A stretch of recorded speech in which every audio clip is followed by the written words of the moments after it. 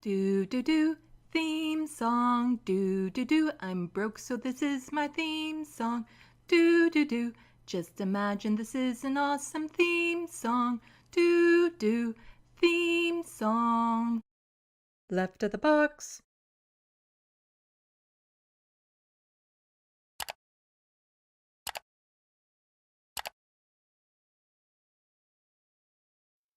Hello, welcome to Left of the Box. Bonjour, bienvenue.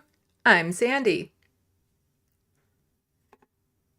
Welcome everyone on this Wednesday. It's Wednesday today. Okay, just briefly forgot there. Welcome. It has been 1 week since the New World Order. Oh, and already people are starting to feel the fallout and all that sort of stuff, and it's pretty horrible, and it's going to get probably worse. So I'll try my best to be there for everyone. At the same time, I'm trying my best to prepare Canada for what's about to happen here. But welcome. In the sandbox, we have Looney Tunes 9000 and Hermit Horologist. It's nice to see you. Yeah. I only have like a few main stories to cover today, but yeah, I feel like they're good stories. Like I've said earlier this month, I'm probably going to be cutting back on the live streams and stuff. November's typically not a good month for me, so I know like for the next week, I probably don't want to, well, okay, I was about to say I don't want to do any live streams, but there's a very good chance Ravana will be joining me again sometime this week. So I guess I will be still doing a live stream before next Wednesday. Anyway, I have my mic off my regular stand right now because I've been trying to do the chapters for my book. I got chapter 2 done, the video storytelling of it. The first chapter you can find on my YouTube page, Necroplasm. It's a horror book. I really love it, and I think everyone should love it just as much as I do. And when I do the storytelling of that, I have this off, the swingy thing I have. So forgive me for the popping peas, probably. Because normally I have the guard in front of it and stuff, and so the peas aren't so prominent. And also, yeah, I can probably center this a bit more, get that, it's just, the arm thingy is much more handy to move it out of the way and stuff of that sort. Anyway, yeah, so just trying to wait till people show up in the sandbox and show up to the stream before I get into the nitty-gritty news, because there's a lot to cover, even though I just have a couple main stories. One of them I wasn't planning on originally covering because, you know, I like to cover things with a Canadian angle or a Canadian take and stuff. And so when that incident in Amsterdam happened, which many of you may know about already, I wasn't thinking I was going to cover it. Then the Canadian politicians opened their big mouths, and now I'm like, okay, so I'm going to be covering it because it is horrible. I can't blame people for not knowing what's going on. If they're not part of social media and within the right circles of social media, I can't necessarily blame them for not having a clue as to what actually happened, because it's so... The mainstream media, the politicians, everything that they're saying is just brutal and not true, like blatantly not true. And it's very inflammatory. And yeah, we'll get into it. We'll get into it. Also, something nice happened last week. Somebody contacted me, a regular viewer of my live streams, who said that they would be interested in helping me to edit my videos. And they know I can't afford to pay them at this time, but it's something that they want to do because, you know, the whole phrase, do what you can when you can. And it would super duper help me out if I didn't have to edit all my videos, because that takes so much of my time. Because it might not seem like it, but after I've gone through the live stream to pick out the segments I want, but then within the segments, I have to rewatch them and clip out all the little gaps. Sometimes I repeat my words, all of that, like clean that up. It can take a long time for me to get a clip ready. And so with somebody helping me with that, it frees up a ton of my time to just not work on the computer for a change. So a huge thank you to that person. We'll be starting that, I guess, sometime this week. If anyone in the sandbox or watching knows how I can share files, large video files, with somebody for free, please let me know. Because things like Dropbox and whatnot only have a certain megabyte level that it's difficult to work around when it comes to video files. So if anybody knows a good way of doing that, let me know. The trick I was going to use is you can just download the YouTube videos, but the videos I upload, the clips, they're not from the live stream. They're from, I'm recording on OBS the same time that I'm live streaming this. And so the recording that I work from is higher quality because every time you upload it to YouTube, it kind of breaks down a bit. It's not the same quality. So by the time you snag it from YouTube, edit it, and then put it back up on YouTube, it's like then doubly the quality is taking a little bit of a hit. So ideally, we want to be working from the original file from OBS. So if you know how to do that, please let me know. Also, I do listen to you guys, and I found the volume master thingy that you guys were talking about. So when I come across a clip that is super quiet, and even though I have it on the video maxed out, I have it on my OBS maxed out, you'll never be able to hear it because I'll be able to add even more volume to it. Hopefully, if it works, we'll find out very shortly. Because I do have some videos I want to show. Although when I was reviewing them, they all seem to be normal volume, which just figures, you know, I finally find this audio volume plugin, and then I don't even need it for the first live stream. So we'll see. We'll see. Anyway, checking the sandbox. Hello, Grand Theft Autobot. Thank you for coming out. Let's see.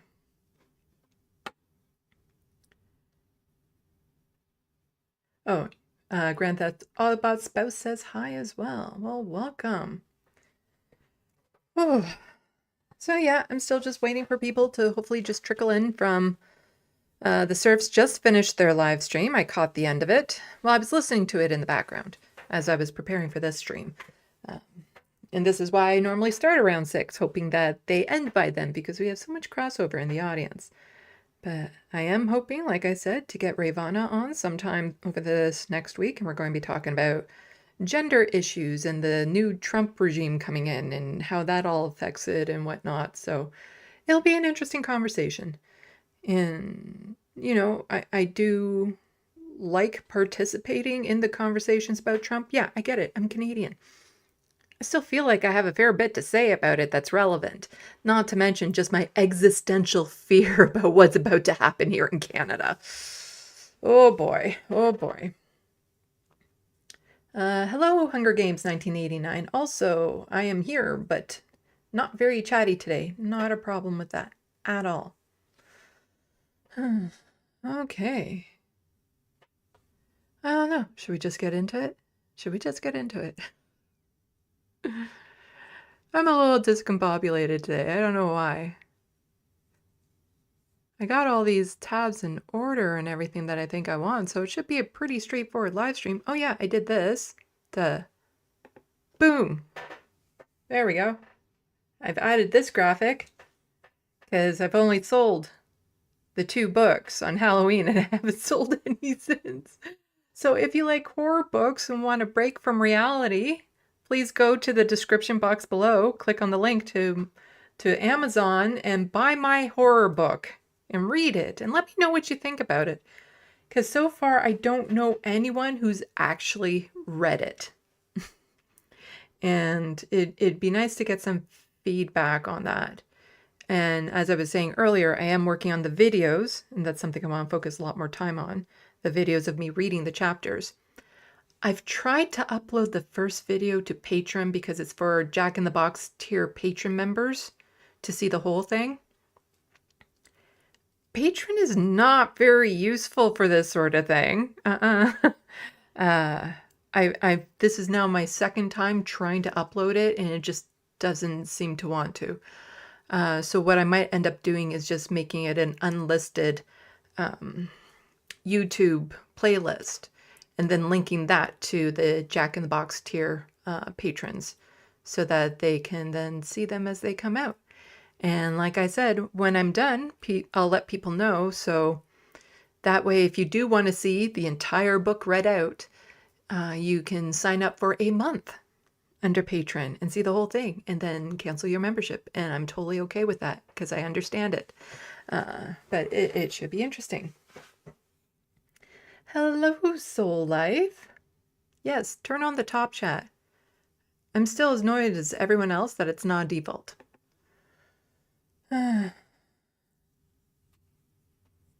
Seth Evans, is the next tier Queen in the Box, then King in the Box? Maybe. Well, Jack in the Box is the highest tier that I have available at the time, and that's $25 American, because it gives me the numbers in American money as opposed to Canadian money. So I say $25 without remembering it's like, oh yeah, American, because for my Canadian members, it's more. It's more than that. But, you know, I like the idea of the Jack in the Box because you get a little surprise every now and then. Okay. See, I'm in a chatty mood, not in a news mood, because, you know, the news has been overwhelming this last little while, and it's hard to focus on nonstop all the time because, oh, it's so existential. But at the same time, I want to talk about it more, and I want to get my voice out there more. And I wish that there was, like, I don't know, a YouTube channel or something that I can maybe get on that would, you know, help boost my signal. And then I could get out to many more Canadians about, you know, the issues with the upcoming Canadian election and what we need to look out for and how we can prepare and maybe even prevent some of the worst case scenarios. If only there was like a leftist show with a large audience like that I could get on. Huh.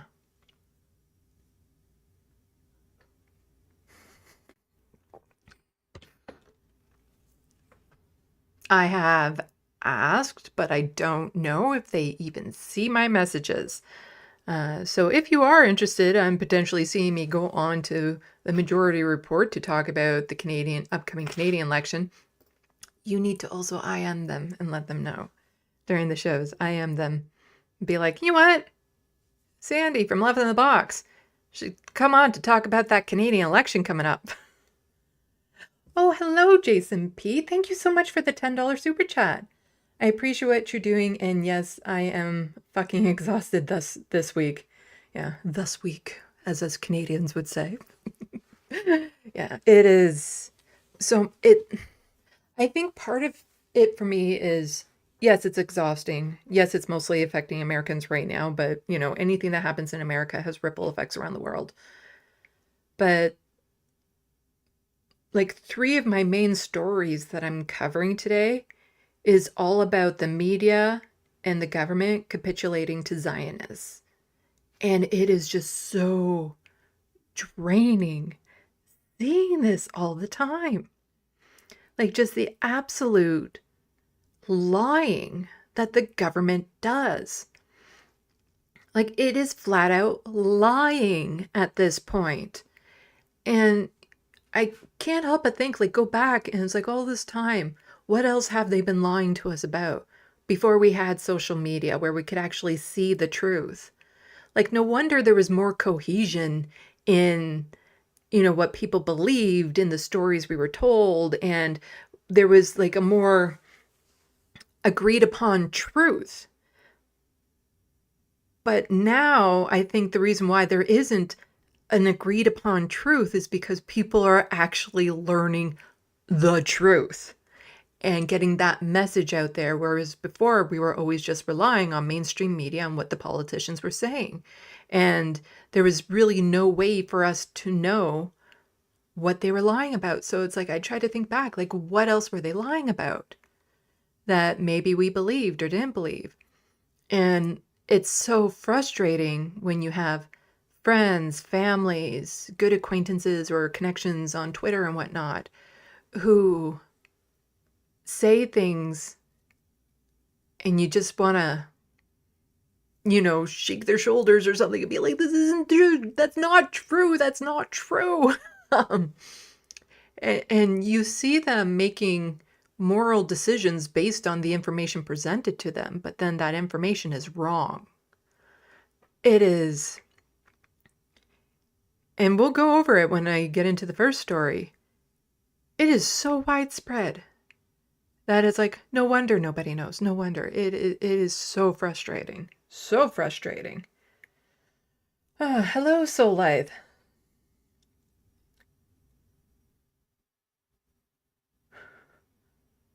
People are now talking about Dick in the Box. No, I'm not going to be making a tier of Dick in the Box. But Soul Life says that song is why I stopped disliking Timberlake, LOL. I was like, oh, he's okay. He's not a complete douche.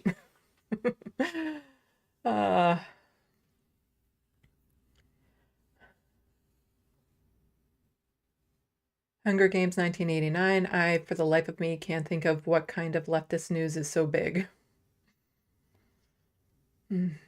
Soul Life, maybe they are weak because they're exhausted. I am exhausted, thus weak. Hermeteorologist, I also mentioned to Steve Boots in his chat that you might want to collab or at least have him as a contact. And he said to just email him. Oh, well, thank you. I will try to find his email. I don't know what his email is. Is it on his YouTube channel for contact? I'll try. I'll see if I can connect with him. I'll also be covering the Nova Scotia election coming up on November 26th.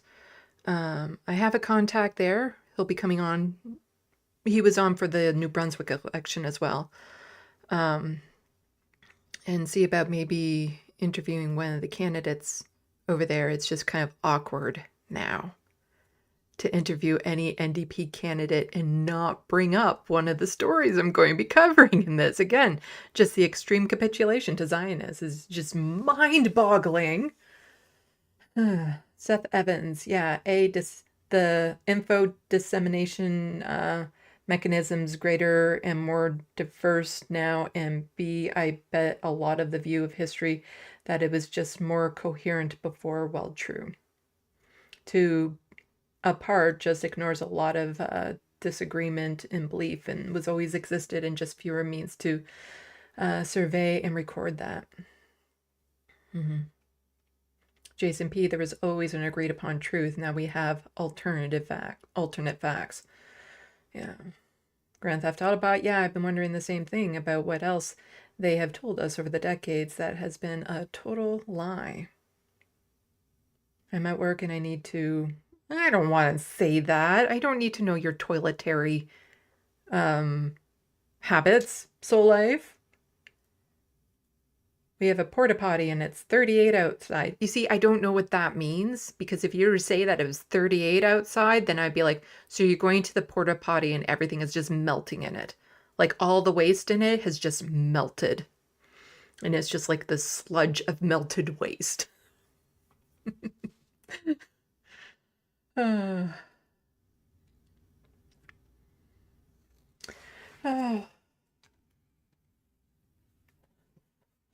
Hermeteorologist, yeah, he didn't say his email, lol. Yeah, it would help that if they say email me that they actually give an email. Because somebody asked me, how can I get in contact? And I said, you can email me, but then I said what my email is. And my email for my channel, you can probably guess. It's LeftoftheBox@gmail. But also, I have it. I show it all the time. And it's in the description box below and stuff like that. I try to make it easy for people to contact me if they want to on a whole bunch of different avenues. And then I still find it funny when people are like, so how do I get in touch with you? And it's like, you can try one of the dozen options available to you, whatever works best. Soul Life. So it's cold, 38 is 5 Fahrenheit above freezing. Yeah.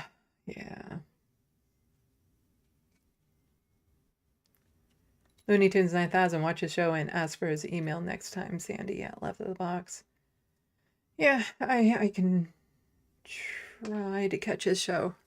I see some of his clips and like the videos that he puts together and stuff like that, and they're really good. Right, I need to work on, that's the other thing, I need to work on the actual like video essays that I plan on doing. I have a lot on the go. It's like, I feel like I have all this time to do everything, and yet I get so caught up and busy with things, which again is why I'm so appreciative of the person who said that they can help me with editing, despite how much I have a hard time letting go of that power. But for the sake of having more time, I'm willing to do it. Also, if anyone out there knows how to make a good thumbnail, let me know. Like, I am great in Photoshop. There's no doubt. I can Photoshop the hell out of pictures and stuff of that sort. I do not know how to make a good thumbnail, though. It's its own art style that I can't figure out. So if anyone is willing to help me out with thumbnails, I'd really appreciate that.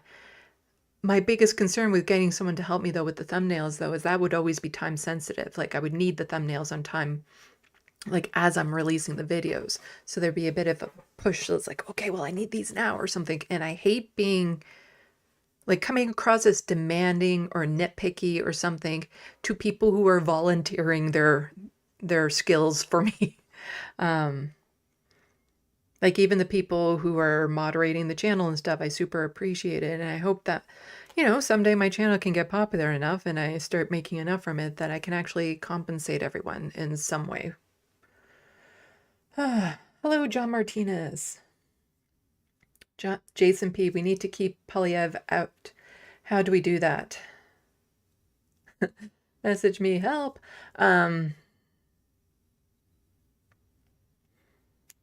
I have, you know, it's one of those things, like, if you could just snap your fingers, this is how I would do it and it would work. But it's not going to happen because you would need the Liberals on board with working together with the NDP, and the Liberals don't work with the NDP. The NDP will work with the Liberals. It's a small distinction, but a big distinction, if you know what I mean.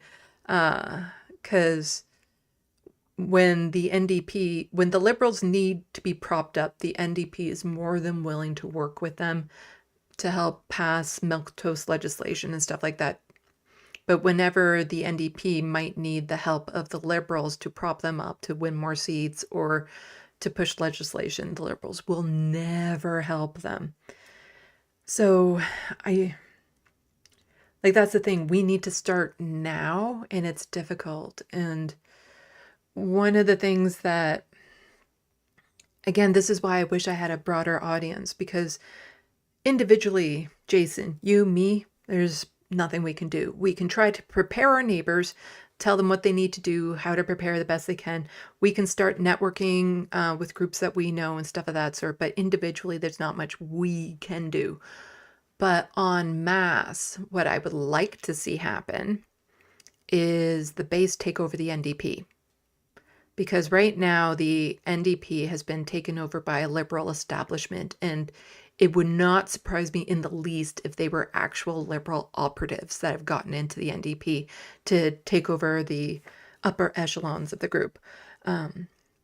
And the way that they pick candidates for any particular riding is not democratic, because they don't allow ridings to just vote on who they want to be the candidate if they don't approve of the candidate. And so the candidates they don't approve of are the people who used to actually represent what the NDP is. They're activists, working class people, well-spoken, very principled and all that sort of stuff. But the NDP screens them out from ever getting a chance to even run for the party. And sometimes this goes against the wishes of the riding association, and then they'll just parachute someone in or select someone. And I know from personal experience, because I tried to become a candidate for the NDP. And then I couldn't pass the vetting because I tend to, as they said, I tend to speak my mind and I have a sense of humor, as if those are bad things.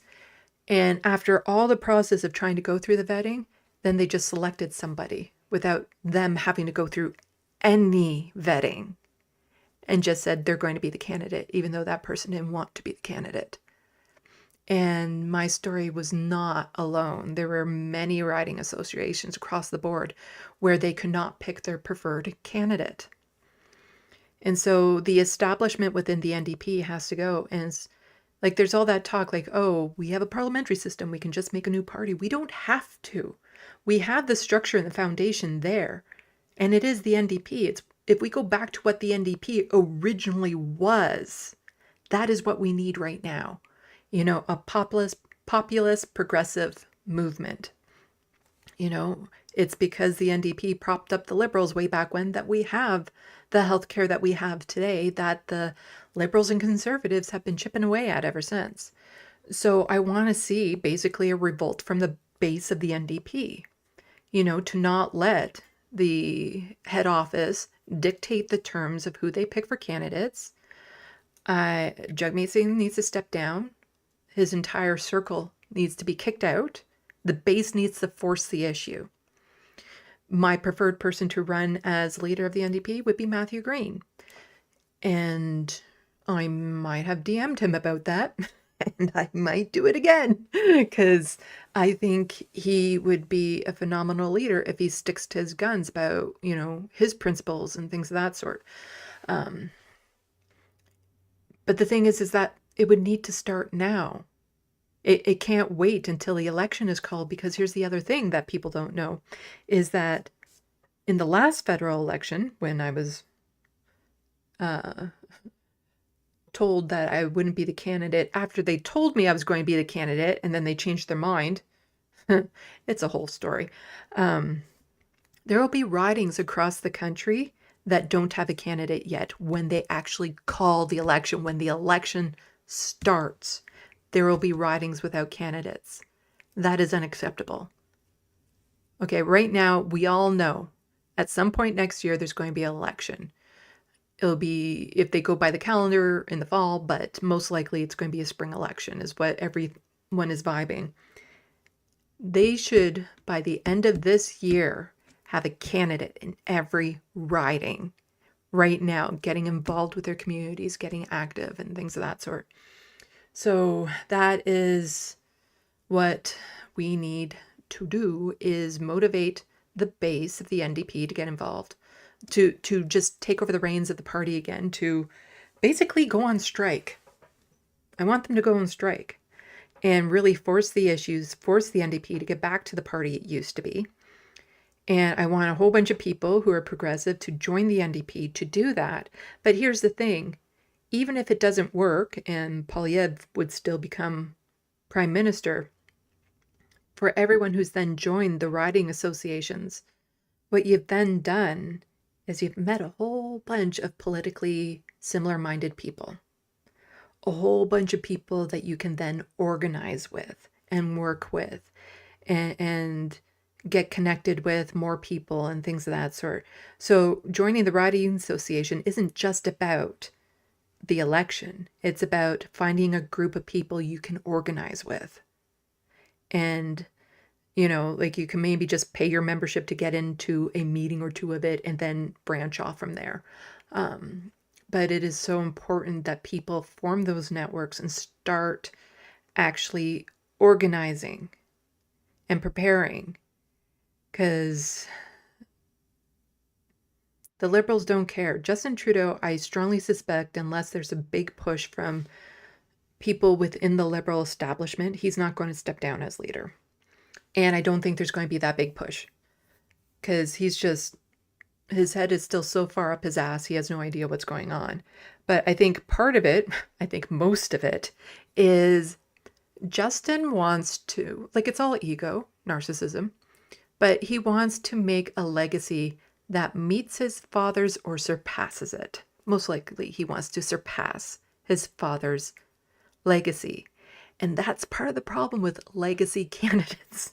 or candidates that, it runs in the family and things of that sort, is, there's a lot of things that Pierre Trudeau needs to be held accountable for, even though he's not around anymore, but his government back in the day, because residential schools over 60 were still in operation when Pierre Trudeau was in power. Like, all of those need to be held accountable. Do you think Justin would do that with his own father? No, of course he won't. But I strongly suspect that he wants to surpass his father's legacy, so he's not going to step down. Jagmeet Singh, he will not help the NDP at all. And unless there's a leadership change in that party, I have a gnawing suspicion they won't even make party status in the next election to lose so many people. And a part of it is, again, you mirror it to what's happening in the United States right now, where you see a shift of the lower income and working class people now voting Republican. They used to always be Democratic strongholds, but now they're all shifting Republican. And that has been happening here for a while. And I've been ringing the alarm bells about it. The amount of working class people that are looking to Pierre Poilievre as the answer. There has been a huge shift from the NDP to the Conservatives. And Jagmeet just doesn't have the sauce, I guess is the cool phrase to use these days, to get the NDP to where they need to be. But he, the last convention, there was no call for a leadership race. I think leadership races should be mandatory. I don't think you should vote if there should be one. I think they should be mandatory. But, conventions are very biased when they call for those sorts of things. The same with like Danielle Smith. There was no leadership race called, they voted to keep her in as leader type thing. Of the 6,000 people that showed up to the convention, and then they screened out certain people that maybe wouldn't have voted for her, like would have voted against her. Plus, the conventions are very biased towards people with means, because you have to be able to afford to, especially on a federal level, if you want to vote, you need to be able to afford to go to the convention. And it's different. Like when there's an actual leadership race, I don't think it's the same way where you actually have to go to the convention to vote. You can vote wherever you are. But in order to vote, if there's going to be a leadership race, you need to be at the convention for that.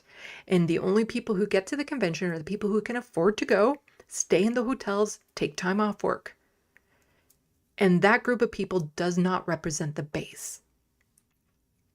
And yeah, that's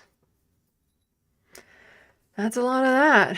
But there's other things that we can do to try to mitigate the damage. But this is part of the reason why I would just love to be able to get onto like a bigger show that has like a larger Canadian audience that it can maybe send this message to.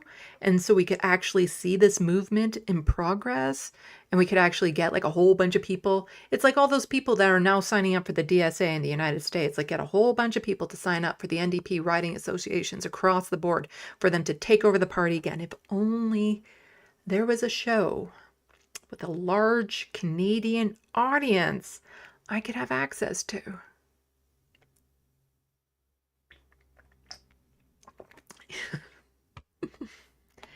If you are a messenger to the Majority Report, if you do an IM to them, please say to them, you should get Sandy on from Left of the Box to talk about the upcoming Canadian election. Jason P says, I'm a graphic designer. Unfortunately, I can't afford to pay anyone for help. And John Martinez also says video editing is my forte. Seth Evans seems like a prime example of how capitalists incentivized to a sterilized, marketable version of humanity creates a self-fulfilling, vicious, and even cycle, even in supposedly leftmost parties. That's part of my frustration, is that there are still people, mostly liberals out there saying, the left-leaning parties should work together. Like all the left parties should work together. The Liberal Party of Canada is not on the left. They are right of center. The NDP is within the margin of error of being left of center. That's how close they are to being center right now. There are no real progressive leftist parties in Canada. And not even the Green Party. We'll get into that. The Green Party, it all depends on who you're talking about. Half the party is fantastic and brilliant and has been on my channel. The other half, horrible, as we'll get into. And yeah, you can say half because it's like 2 people in the federal government that are green. Let's see. People wondering where Badash is. And Bad Lefty. Yeah. I think especially the American people who used to hang out in the sandbox and chats, it wouldn't surprise me if they just need a break. And that's totally understandable. Like, everyone, take care of yourself. Do what you need to do to get strength, because you're going to need it. John Martinez, the Democrats left the working class behind. They abandoned women, POC, LGBTQ, the environment, basically things that matter. Joe Rogan and other fascist mouthpiece think for those who voted for Trump. Third party doesn't exist here, and if it does, very few candidates win. Yeah. So why don't we actually just now get into it, that I've been rambling long enough. Hopefully, yeah, we got about 14 people watching. Welcome. Hello. So, in the news recently, big story kind of blew up that really, it didn't have to be a big story, but the framing around it became a huge story. There is a thing in Europe called football that is not football as we know it here in North America. It is soccer. I believe I was at a soccer game, football game. They get very passionate about that sport in Europe.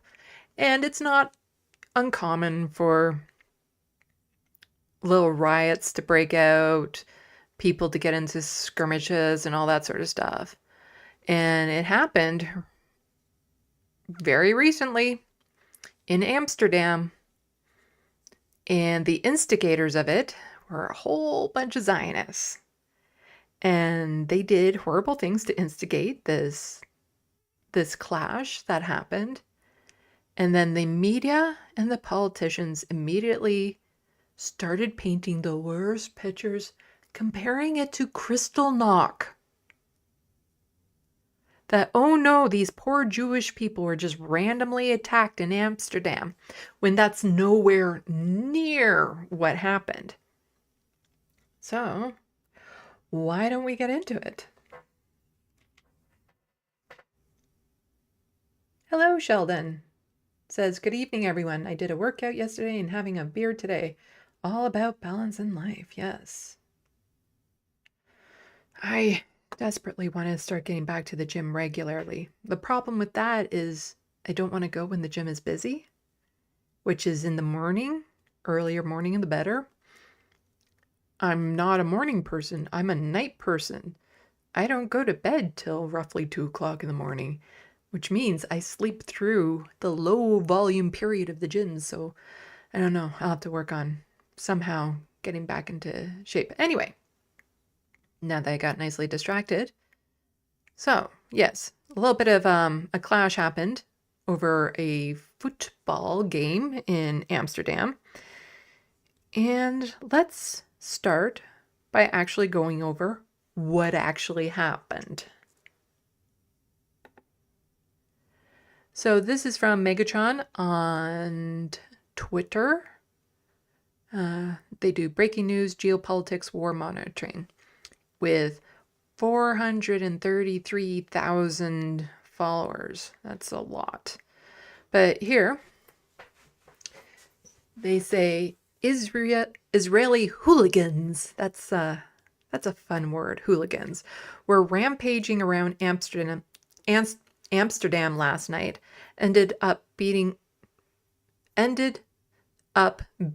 by a local Moroccan population. What really happened? Maybe I should reread that sentence in a more coherent way. Okay. Israeli hooligans who were rampaging around Amsterdam last night ended up beaten by a local Moroccan population. What really happened?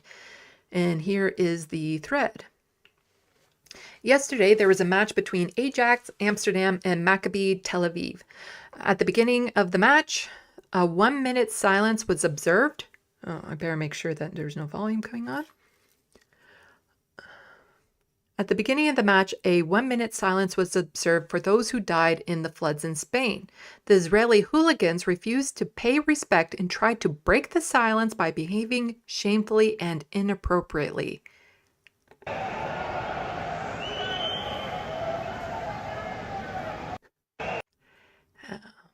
Not a good way to make friends.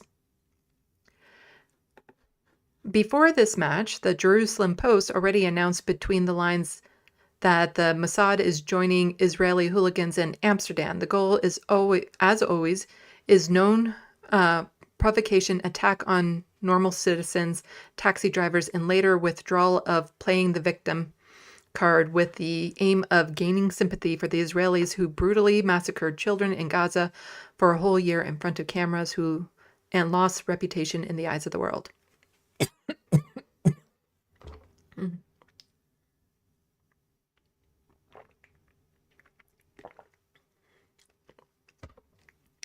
So just in case Mossad agents, and this is from the Jerusalem Post, just in case Mossad's agents to join Maccabi Tel Aviv FC trip to Amsterdam.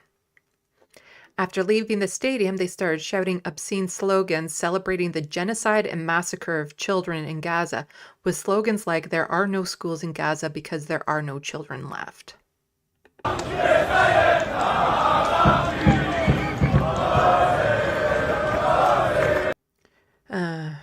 So they're chanting, "Let the IDF win to fuck the Arabs," part of the longer song mentioning there are no schools in Gaza because there are no children left. Then the Israeli hooligans started going wild and attacking citizens of Arab origin, bystanders, taxi drivers, etc. Vandalism of Arab bars, attacks on private objects where Palestinian symbols were displayed also began. Ole! Ole! They say he's coming, and you can see somebody had climbed up the side of a building to tear down a Palestinian flag. Look at the police, they're not doing anything.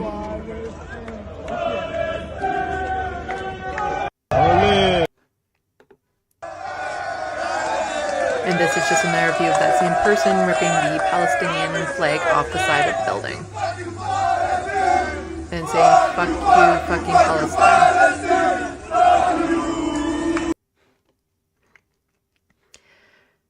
Megatron continues, "After all of this, they took a beating after a bunch of young Moroccans organized themselves."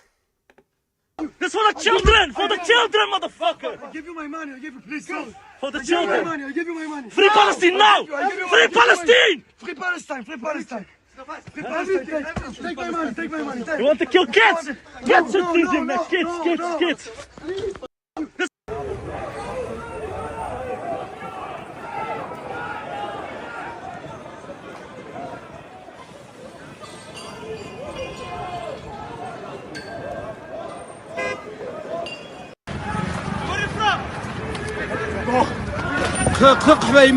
That's Palestine, huh?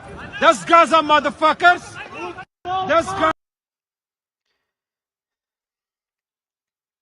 So, I believe I saw it in coverage somewhere. Somebody told one of the Israelis, "If you say free Palestine, we'll let you go." And then he said free Palestine, so they're like, "Go away." So continuing in the thread, then all of a sudden the playing the victim card was pulled, and the entire mainstream media, controlled by the powerful... Okay, I don't like this phrasing at all. Megatron says, by the powerful Jewish lobby, started spreading propaganda calling this beating a pogrom against Jews as a Holocaust and similar nonsense. It wasn't...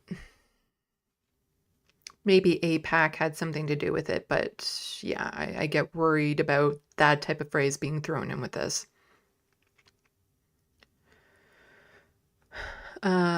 Politicians from Israel and all of Europe who have shown servility to Israel several times in the past immediately joined the propaganda of Jewish victimization.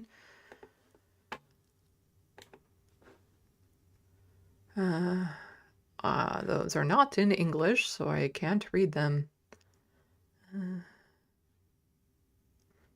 Well, we'll get into some Canadian examples of these. Israeli soldiers who are currently involved in the genocide and ethnic cleansing in Gaza are outraged and immediately began to publicly release material from crimes mentioning Amsterdam. New information has come out that Israeli hooligans also beat up a Dutch man and released a video again twisting the facts that it was Israelis who were being beaten up. The Dutch woman who authored the video exposed their lies. And so somebody had tweeted out, breaking Middle Eastern migrants continue to hunt down Jews in the streets of Amsterdam, where the police swears Europe. And Annette says, I am the creator of this video. 1, you're speaking fake news. This is a group of Maccabee supporters starting a fight and beating one Dutch man. 2, delete this content. I didn't give you permission. Surprisingly, the Daily Mail, mainstream media who have totally pro-Israel views decided not to join the propaganda and write the truth. So the Daily Mail says Israeli football hooligans tear down Palestinian flags in Amsterdam as taxi drivers fight back in night of chaos ahead of Maccabi Tel Aviv's visit to Ajax. Testimonials, according to Dutch citizens. I can skip over this because there's still a lot more to go over. Video of the attack on Amsterdam by Israeli hooligans.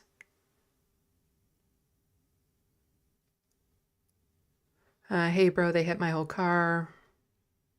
Broke it. Yeah. Age-restricted content.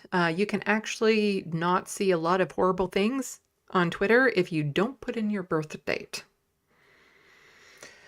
Summary of the whole situation. The whole event was most likely organized at the high state level in Israel with the aim of playing the victim card. Again, in order to restore sympathy for Israel, which after the genocide in Gaza and the brutal massacre of children in front of cameras has totally damaged the state's image of the Jews as people. The Mossad, which has infiltrated among the fans, initiated the attacks on taxi drivers' private property in order to provoke reaction from the local Muslim population and play the victim card. This is a huge action, was immediately joined by the mainstream media, many influencers who call themselves conservatives and are on the payroll of Jewish lobby, as well as many liberal politicians and conservatives as well. Okay, so here is just, I want to make it clear, I don't think there's any proof that there was Mossad agents in with it. Again, there's going to be a lot of mix of conspiracy theories, propaganda within the propaganda. Referring to the Jewish lobby, controlling the media. Not good with that phrase at all. So we have to be careful even when we're seeing this, just to make sure that we're looking at it as with as much objectivity as possible. And so as far as I know, this wasn't a Mossad. When they do their things, the Mossad, it wasn't a Mossad thing. It was probably just a bunch of, people from Israel, men from Israel, doing what football fans tend to do, being obnoxious, brash, in your face, all of that sort of stuff. I don't think there was any organization to have that happen. I don't think it was a planned event. I think it was just a bunch of soccer fans being stupid soccer fans. I think that's all it was. That's all it was. But then both sides will try to sensationalize it a bit more. Of course, one side is doing it far more than the other, as we'll get into. So I'd be careful in just believing off the bat that because a few sources said that this was a Mossad operation. Yeah, I don't think so. I think it was just a bunch of hooligans doing what hooligans do. But here we have a video from Sky News. And there was a lot of controversy around this clip because it was originally aired, which showed the actual truth of the situation. Then that clip was deleted and re-uploaded, I think twice, to, again, make it more sympathetic towards the Israeli hooligans that were there. And, you know, didn't give the full context and everything of that sort. And so this was the original segment that did a more balanced job of explaining what happened.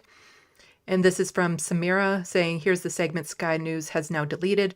World leaders all clamored to follow the egregious lie of a program peddled by a regime that is committing a genocide. This is a perfect example of why public trust in government and legacy media is at an all-time low, and rightly so.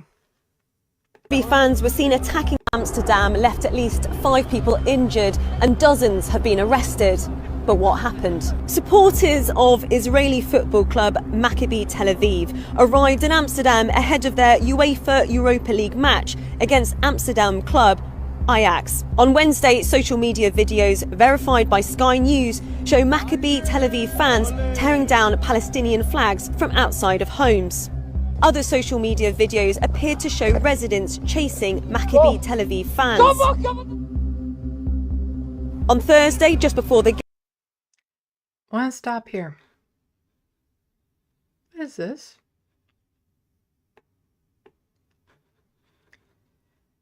Somebody brought a really big Trump Make America Great Again flag. So somebody who is traveling to this match from Israel found and made the room in what they could carry to carry a Trump flag to this event. See, nobody has been really talking about this Trump flag that's actually in the footage here. And this is a problem. Again, I saw so many people that, you know, I like and respect on Twitter and stuff, almost celebrating the fact that Kamala didn't get in because you don't vote for genocide. You know, genocide Biden, and the genocide that Kamala has supported. And I would always say, don't vote for genocide. As well. The thing is that you have 2 people you could have voted for. And as horrible as the Biden administration has been, Trump is going to be so much worse in ways we can't even conceive of right now. And here's a whole bunch of people from Israel celebrating the fact that he got into power again.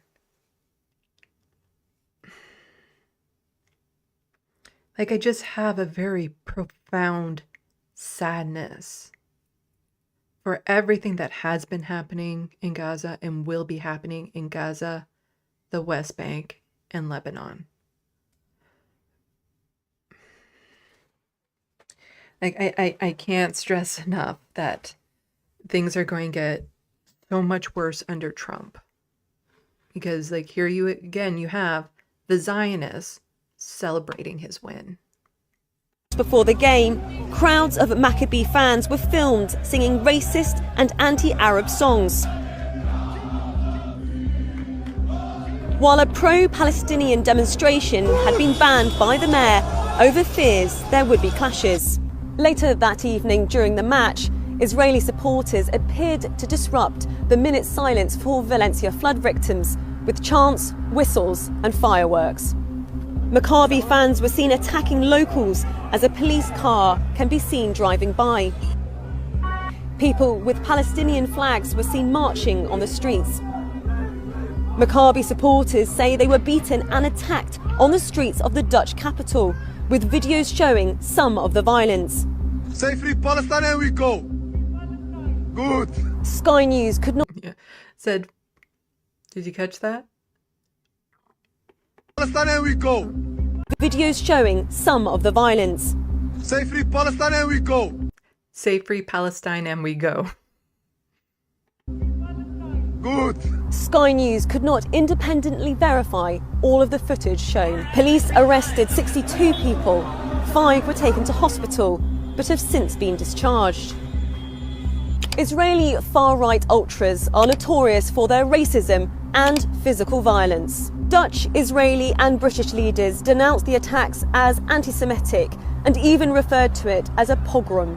But their statements failed to mention the assaults by the Israeli hooligans against Dutch citizens. Yeah, so, like, for the most part, this is just football hooligans doing what football hooligans do. Racist, horrible people. But then the way that the media has latched onto this, the way that politicians have latched onto this, making the story into something so much more, that this was an anti-Semitic attack, that it was a pogrom, that it was people comparing it to Kristallnacht, saying that Jews were being hunted in the streets when that was not the case at all. And we have a good little breakdown of it. Oops, no, that's more news. Oh, right, I wanted to get to a particular Canadian angle there. Right, so that's the breakdown, but there's another little Canadian angle that I wanted to show people. So most of the footage and stuff is a repeat of what Sky News said, but then right around their own here, I found was something interesting.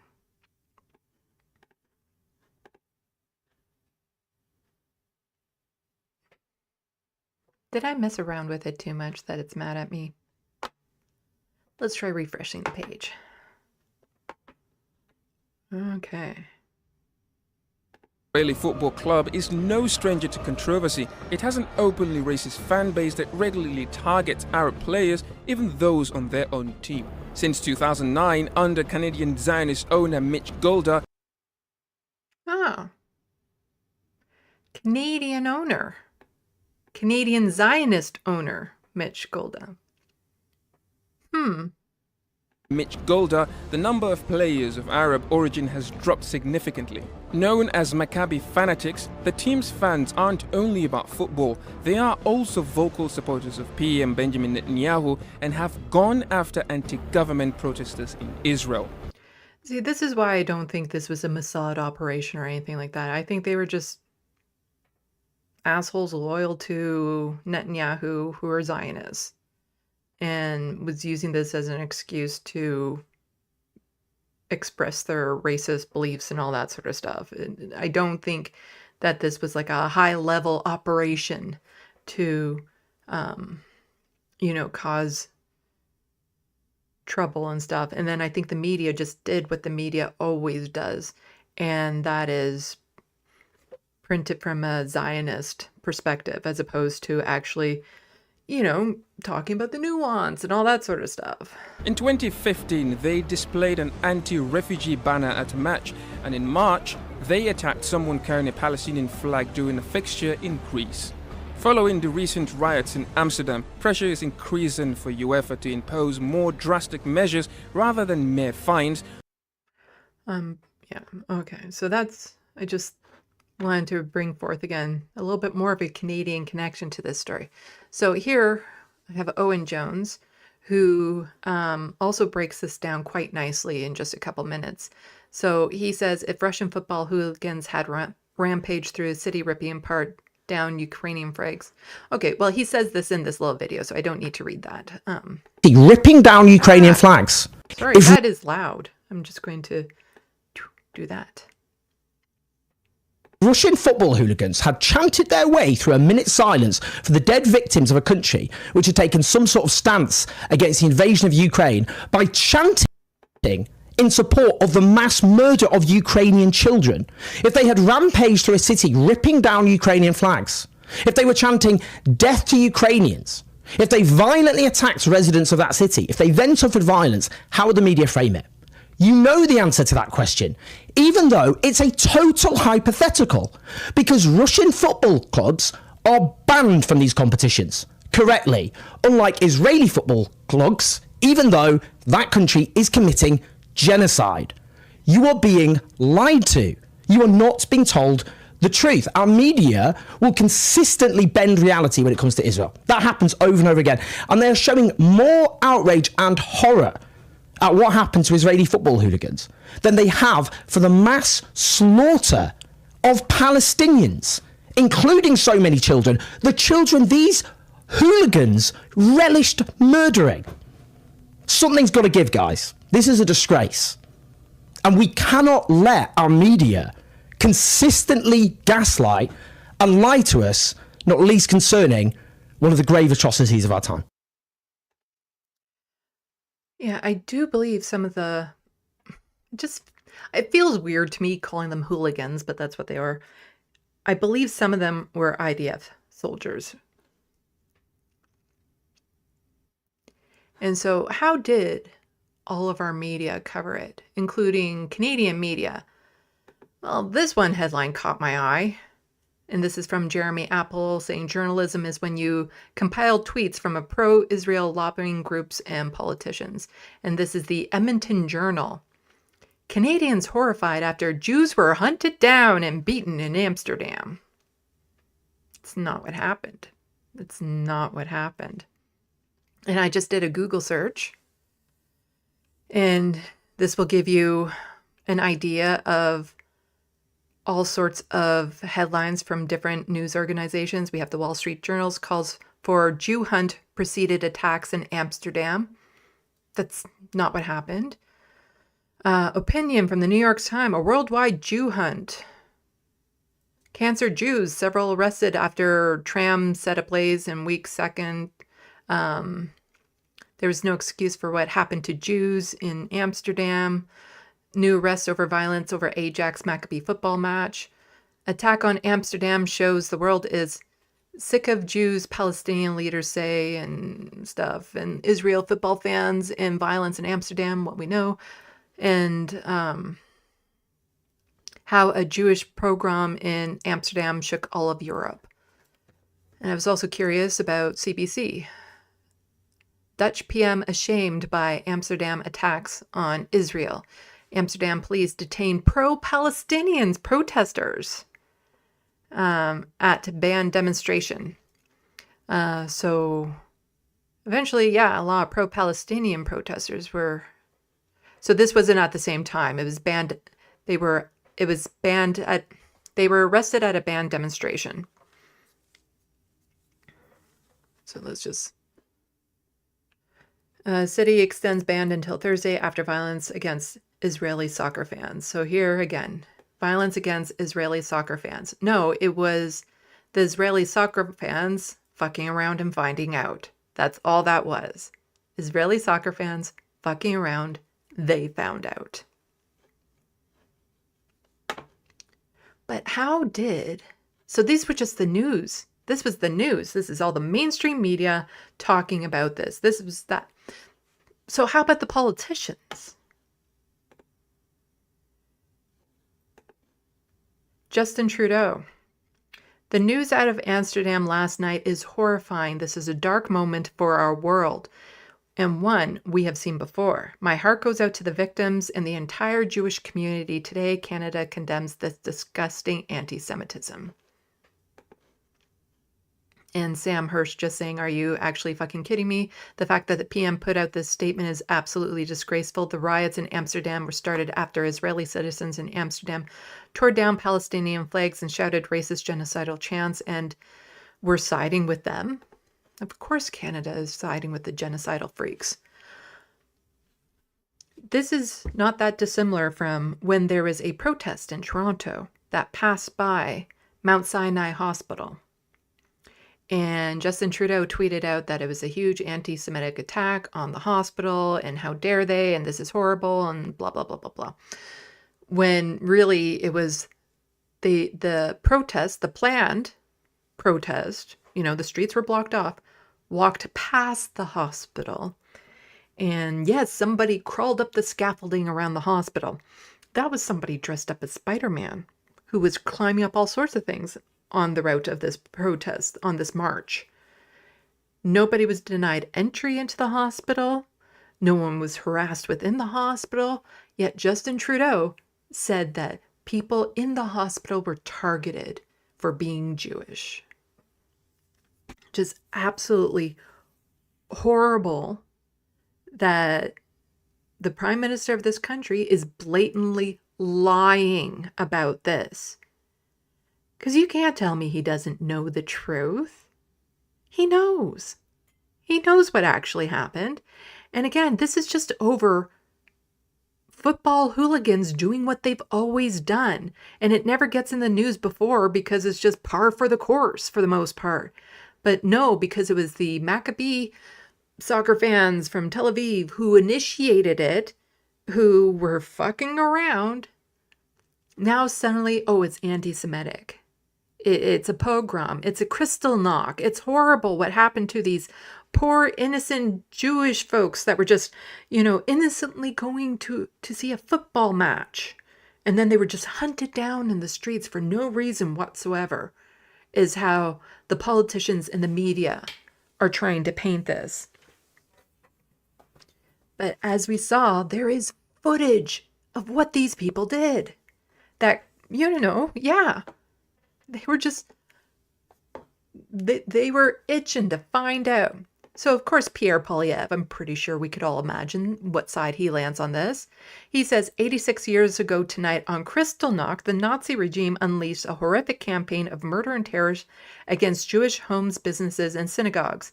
Today, we see it again in a chilling echo as anti-Semitism and violence against the Jewish community is thriving. Common sense conservative stands with the Jewish community. Never again is now. That is in all of his freaking tweets these days. Common sense conservatives. Former premier of British Columbia died. John Horgan. I made a video about him a while ago. About the forest fires that happened in BC. I didn't have kind words about him. Something about him not supporting certain communities after a deadly forest fire rampaged through some communities and how he didn't offer an aid and stuff to certain communities. Certain communities didn't get the help and aid that they needed for, well after the fires had touched their communities. Just, what was it about those communities? Oh, right, they were Indigenous communities. I have a video about that. You can go back and look. So, I'm just saying. But in that tweet, when this guy was offering condolences for the loss of Horgan, he put down common sense conservatives. He threw in his slogans. It's disgusting. But yeah. So here he is comparing soccer hooligans getting their comeuppance. He's comparing that to Kristallnacht.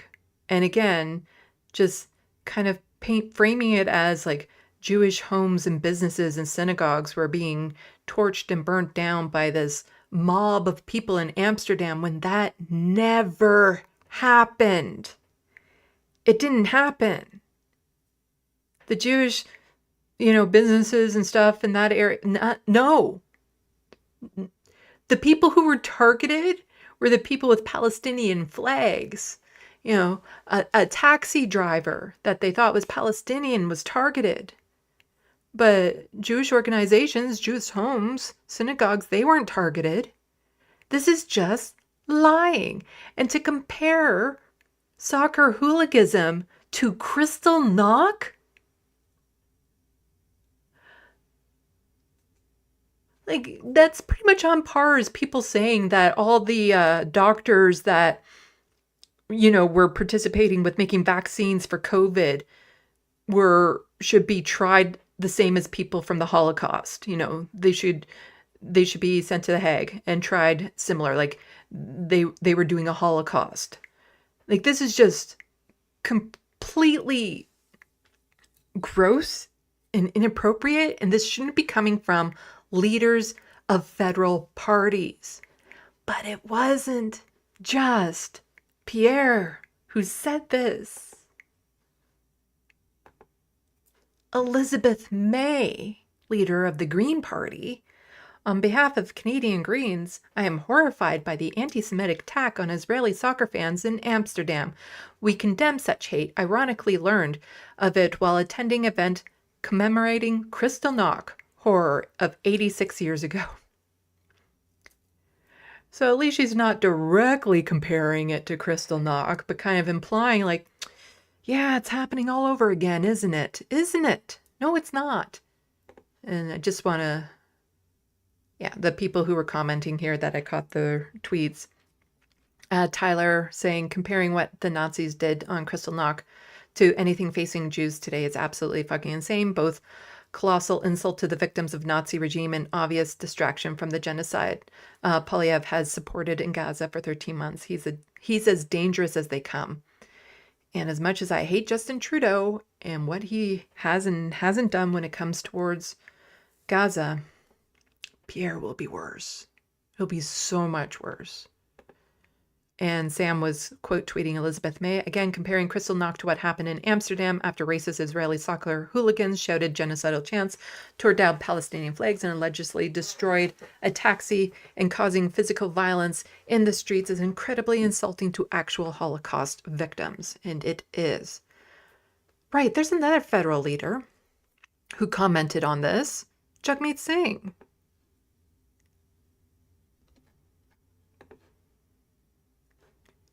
He says, I strongly condemn the violence that happened in Amsterdam yesterday. All perpetrators need to be held accountable. Nobody should be subjected to violence or discrimination on the basis of their nationality, religion, ethnicity, or their belief. Violence is wrong. Yelling anti-Arab chants is wrong. Anti-Semitism, Islamophobia, and anti-Palestinian racism must be fought. We can't let hate win. We have a lot of work to do to build a safer world. Not as bad as the others, but he's definitely both sidesing it. Trying to play it safe. Doesn't want to piss off either side. Doesn't want to agree with either side. Just both sides. If Jagmeet Singh is the leader of the NDP come the next federal election, they might lose party status with how many seats they win. I am not joking. I strongly suspect they will lose party status because all of their working class base is moving over to the Conservatives, and all of the centrists that are part of the party, they're probably just going to vote for Justin Trudeau as a way of not splitting the vote. The NDP will be decimated in the next election. But nothing like both sidesing. And Eves Engler here was saying, better than genocidal Jewish supremacy spewed by Trudeau and Polyev, but the proper response to this incident is why an Israeli football club of any sort, let alone any known for extreme anti-Palestinian racism, playing in Europe Football Championship. It's better, but he's definitely just both sidesing that. And then some other examples. David Eby, who recently was reelected as Premier of BC, who has issues. Again, this is NDP. Provincial NDPs, we'll get more into it as well, are shit when it comes to the issue of Palestinians and Gaza and stuff. They are horrid and cave to Zionists so fast. So David Eby says, at a time when communities in BC and around the world experiencing hate, it's disgusting to see violent anti-Semitism on the streets of Amsterdam. Israeli soccer fans chased and beaten after attending a match. Kristallnacht was 86 years ago. We cannot forget. They weren't chased and beaten simply for being Israeli soccer fans. They were saying they were glad all the children in Gaza were dead, and chanting that over and over again, and assaulting people they thought were Palestinian, ripping down Palestinian flags. That is what was happening. They weren't just targeted because they were Jewish. And this is Rabbi David Mizvar. I don't know how to say his name. He's a anti-Zionist rabbi.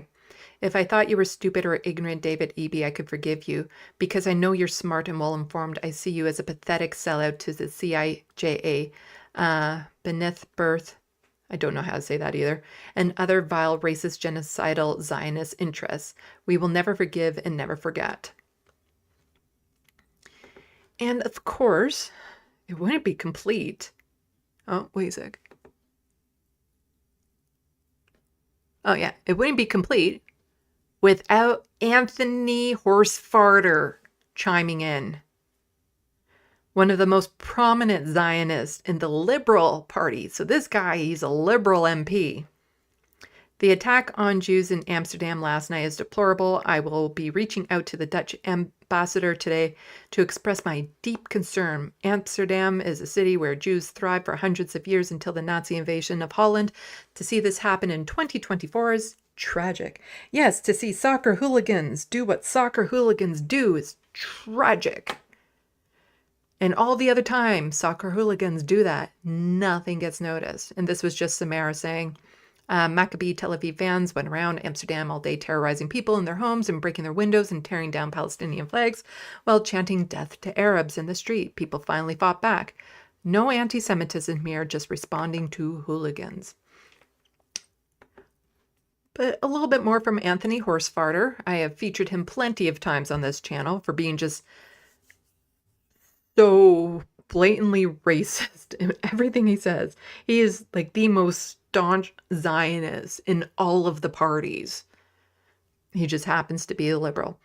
And so Eves had said, I asked Israel First Liberal MP Anthony Horsefarter if he would comment on the Palestinian children killed by his favorite apartheid state. He draped himself in Canadian nationalism. Mr. Housefather, anything to say about the Palestinian children killed? All the Palestinian babies killed, Mr. Housefather? Anything to say about that, Mr. Housefather? Yeah, we're here to remember the many Canadian soldiers that gave their lives for this country, sir. And so that's a way of supporting the Palestinian children killed? See, we have Mr.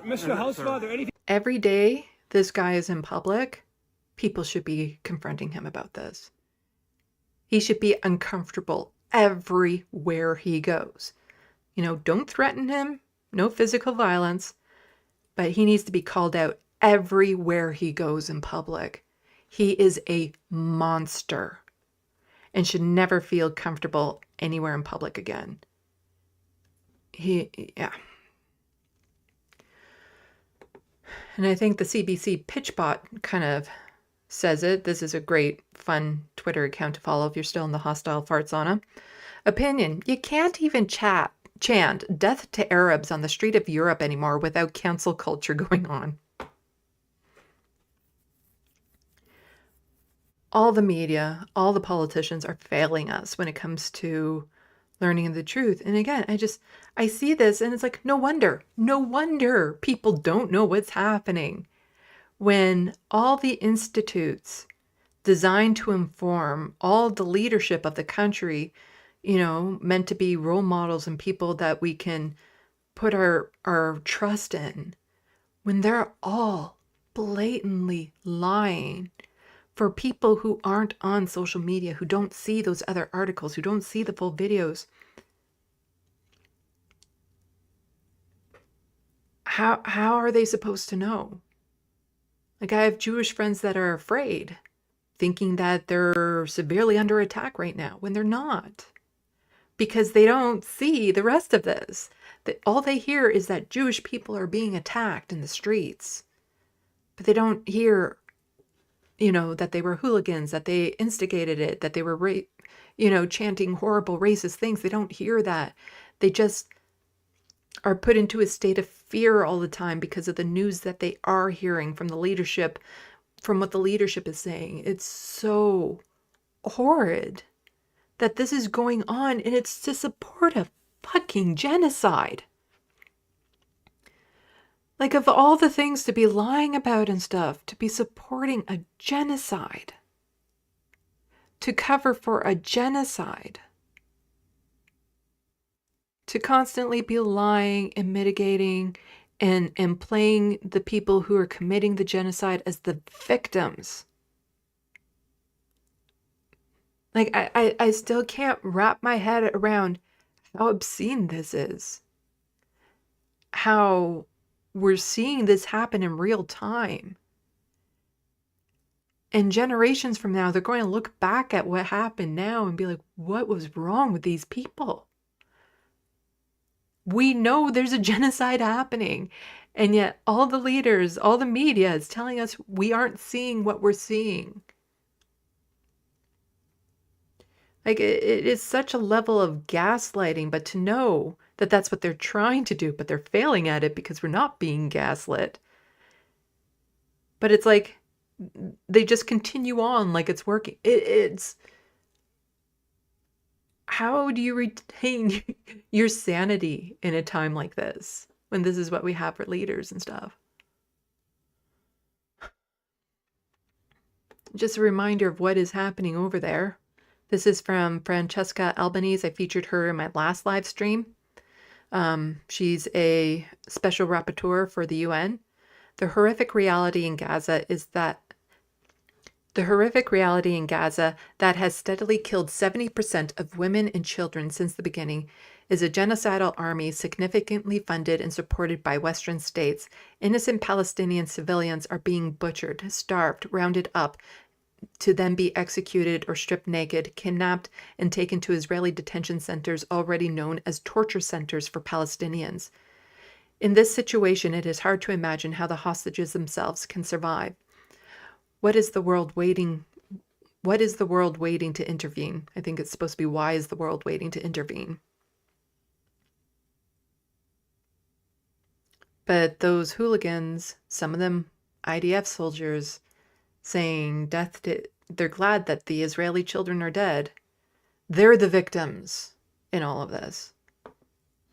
But, you know, if you ever need a reminder of where Canadian biases lie, this is from the Walrus. Why is Canada protecting the names of suspected Nazis?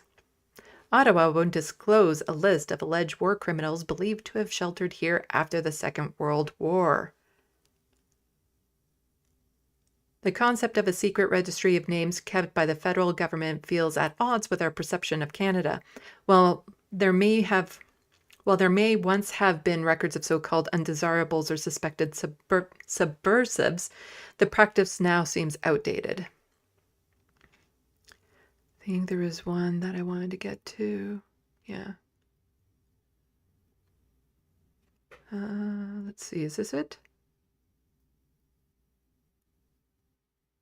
Oh, yeah, okay.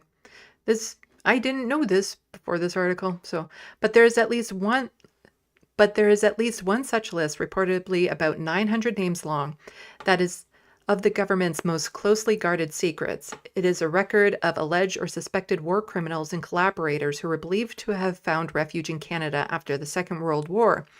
These individuals were investigated nearly 40 years ago by the Commissions of Inquiry on War Criminals, headed by retired Quebec Superior Court Chief of Justice Jules Deschênes. I do not know how to say their name. The so-called Jules Commission was initiated in part due to persistent rumors that Joseph Mengele, the sadistic Nazi doctor at Auschwitz, had entered and possibly lived in Canada in the early 1960s. When Jules issued his final report in 1986, the annex of the list, those investigated were never made public. Ottawa is refusing to declassify the list. Joseph Mengele possibly lived here in Canada after the Second World War. I didn't know that. This is a long article. I'm not going to be going over all of it, but I'm going to toss it into the sandbox for anyone who's interested in reading it, and I recommend you do.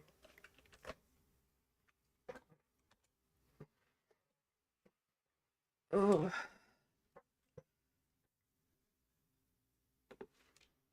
Just horrible. That is story one.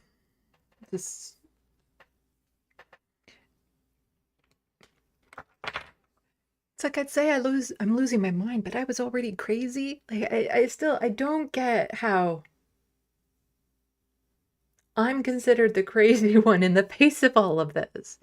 Just watching the horrors that are unfolding and how my government is just covering it up over and over again. It's like you just want to rip out your hair and scream and shake people awake or something. That this should have never happened. You know, what happened in Gaza should have never happened. It should have been, they should have never been in an apartheid state. They should have never been in an open air prison. The conditions needed for Hamas to rise should have never been there in the first place. Yeah. Horrible. Anyway, let's check the sandbox.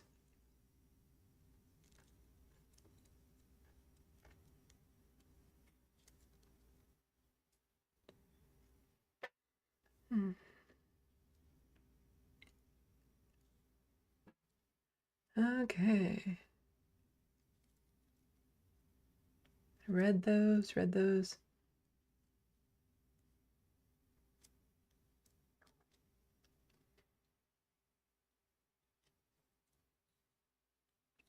Grand Theft Autobot, they don't care about Gazans, they don't care about Spaniards. Wow.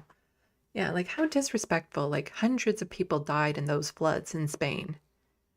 And just to be disrespecting that moment of silence, like you couldn't just hold it together for a minute.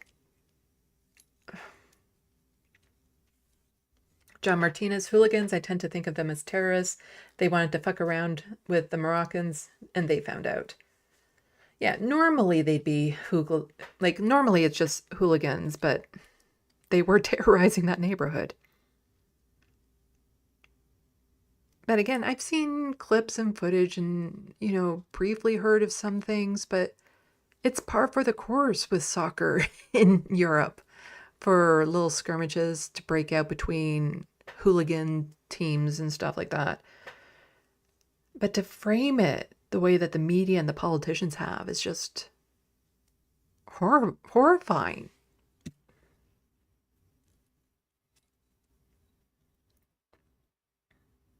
Jason P., this all makes it hard to quit drinking. Yeah, with everything that's been happening lately, if you've been trying to quit a vice, this is this is really testing your fortitude. I'm so grateful I never got into any sort of harmful drugs or alcohol or anything, because I'd be done. I don't think I'd be able to break those addictions, especially now.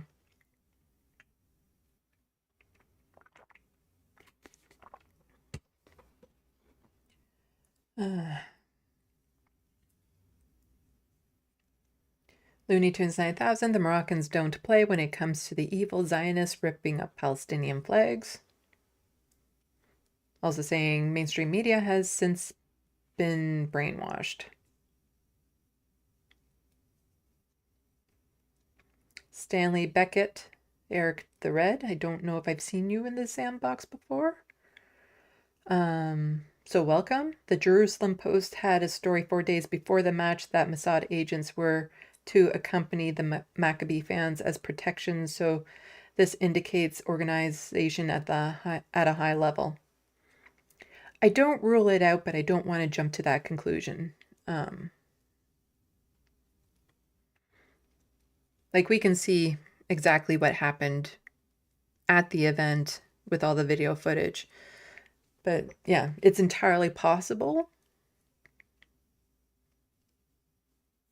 I get wary, especially in the moments of jumping to those things. And, you know, it's in the Jerusalem Post. I have no idea what the biases on for that organization is.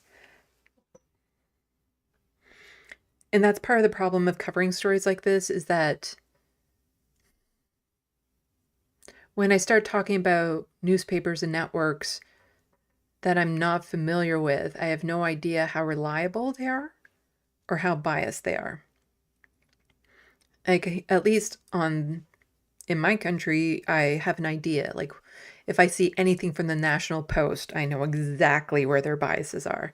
The CBC, Toronto Star, CP24, all of them. I have an idea where all of their biases lies and how they might be framing information and things of that sort. But I don't know the same. So it's entirely possible Mossad was involved. I don't rule it out, but I don't want to jump to that conclusion without more than just one article from the Jerusalem Post saying it happened.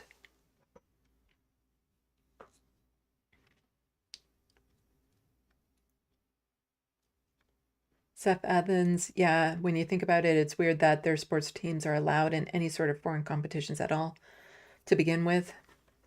Yeah, if Russia has been banned from these things because of what they're doing, then Israel absolutely should be banned.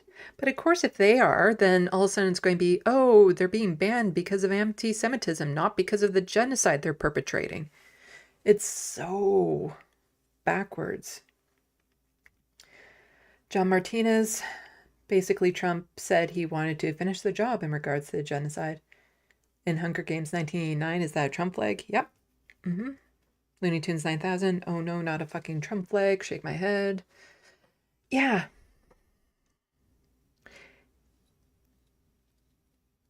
Like, before Biden was supporting it by sending money and weapons and not doing anything, it would not surprise me if Trump gets actively involved with the genocide.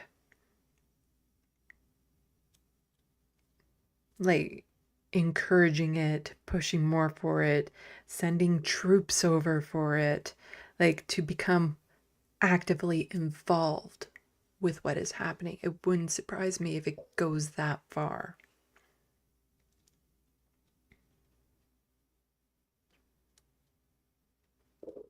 Looney Tune 9000 says, buy Sandy's book now. Yeah. You can buy it just to support me and not read it, because if you're not into horror, I don't recommend you read it. But if you don't know about the book that I've written, you can go to my YouTube page, and I have it pinned at the top. You can see me read the first chapter in the author notes, and that will tell you everything you need to know about it. Seth Evans, so I guess for once we can actually blame Canada. Yeah, that soccer team is owned by a Canadian Zionist.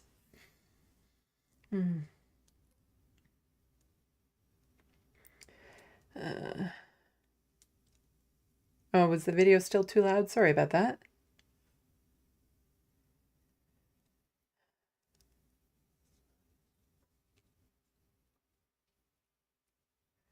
Grand Theft Autobot LOL. Love the reply below calling him a yapping Zionist chihuahua. I missed that.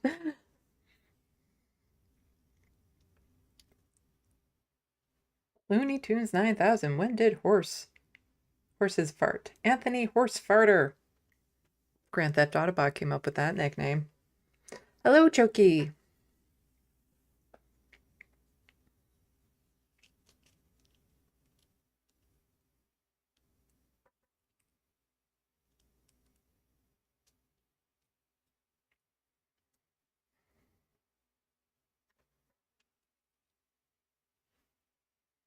Irene S., we have no decent people that want to be politicians anymore. No more Peter Cormos and Jack Laytons. I don't think it's necessarily because of that. It's that they're being blocked from becoming leaders and getting out there. Like, you have Sarah Jama, who was kicked out of caucus because of her stance on what was happening in Gaza just days after October 7th. And so a lot of people who are decent that maybe want to be at the table are forced away from it. And it's hard to get past those barriers, as I was explaining at the beginning of my stream. The NDP has ways of screening out people who would be activists, more progressive, speak their mind. They screen them out from even becoming candidates. And to run as an independent in this country is extraordinarily difficult, and you need a lot of money. And the chances of you winning as an independent, if you have, like, unless you're a famous celebrity, is nearly impossible. So in order to make it to the party, you have to get into the party and stuff. They screen you out ahead of time. So it's not even so much that there aren't people willing, it's that they're not being allowed to get there in the first place, which is just sad, which is why I said at the beginning too, the base needs to take over the NDP again, the riding associations. The riding associations need to go on strike.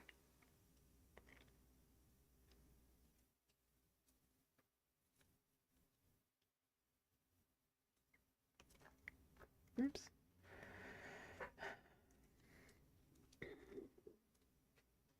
AB Alliance, not a conservative. Don't know if I've seen you in the sandbox before, so hello. Deputy PM Freeland is the biggest Zionist supporting Nazi sympathizer.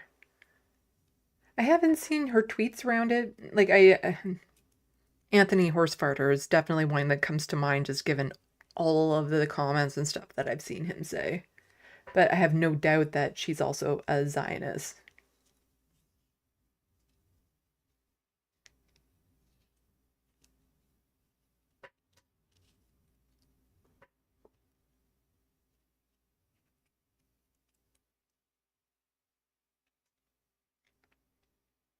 Choki says Bristol City Council were disrupted yesterday by activists calling for divestment in their pension funds in all Israeli companies' weapons.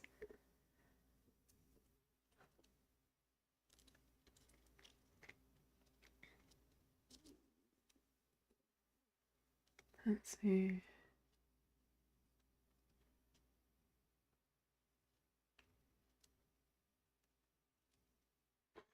Okay.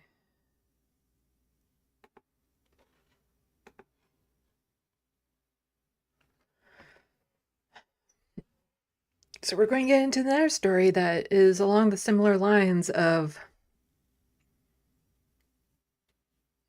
media, politicians taking something out of context and going with it to spread Islamophobia, to spread anti-Palestinian hate. And this is just another egregious example of it that happened recently here in Canada. For those of you who don't know, November 11th in Canada is known as Remembrance Day.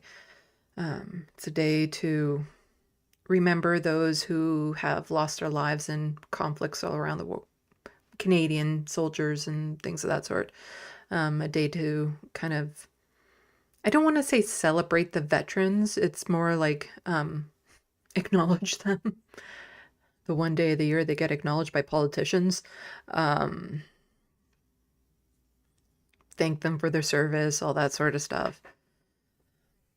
So it's a somber event, but it's, you know, and we wear the little red poppies for it as a performative measure. The politicians do anyway. It's very common in Canada to see news anchors, politicians, people in any place of authority to be wearing the poppy, and not just like on their jacket or anything, but on their shirts and stuff, no matter what they're wearing all day.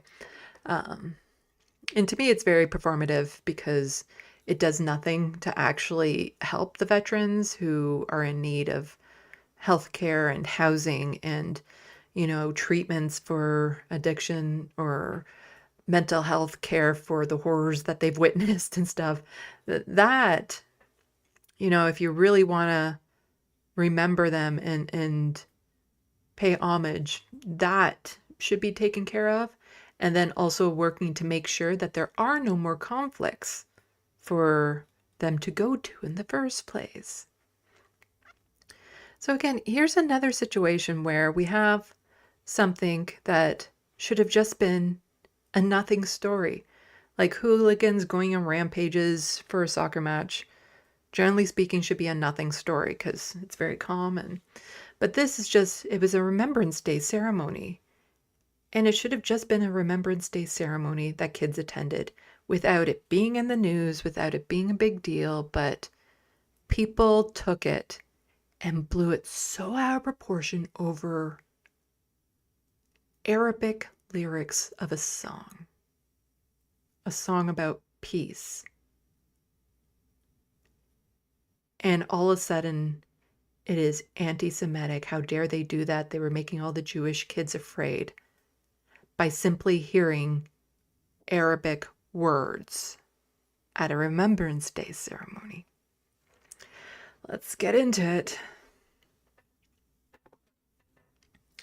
So the Muslim lawyer says hypocrisy, double standards, and racism on full display. A Ukrainian song celebrating the courage. So we'll get more into this. I have it back and forth, but of this, what has become of some Canadian politicians.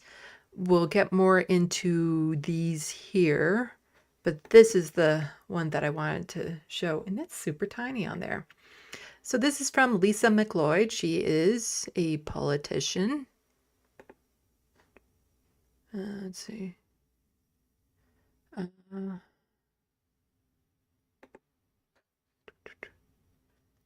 She has in her Twitter bio, family Zionist, mental health and concussion safety advocate, elected 6 times.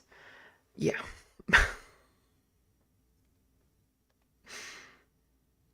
Mental health, huh? But she had, I guess this is an Instagram or maybe a Facebook post. And she says, today at Sir Robert Borden High School, the remembrance service included a song in Arabic, which did not follow the Royal Canadian Legion protocol and also distressed all of the Jewish students. A song in Arabic distressed all of the Jewish students. I've spoken with the Ottawa Carleton District School Board Director of Education, Pino Buffet, I don't know, and shared my anger, disappointment, and honestly utter confusion on how Remembrance Day at school, whose namesake was PM in World War I, could get this so wrong. Pino advised me that a letter is forthcoming from the principal, who was given the song by a Palestinian teacher. I am assured the principal will take responsibility for this egregious incident. Having a song sung in Arabic at a remembrance ceremony, it's egregious that this could be allowed to happen. I have requested disciplinary measures. In fact, people need to be punished and fired for allowing a song in Arabic to be sung. You know, Canada, known for its multiculturalism, expressing multiculturalism at an event. How dare we? Further asked that an apology to the Royal Canadian Legion and to the Jewish school family be included. So there was only, one Jewish kid there? Canadian, and to the Jewish school family. Oh, I guess she was referring to all Jewish students there as a family, I guess. To my comrades in the Legion, thank you for your service. To my Jewish constituents, I am sorry your kids are going through this. The horror that they had to hear Arabic words. And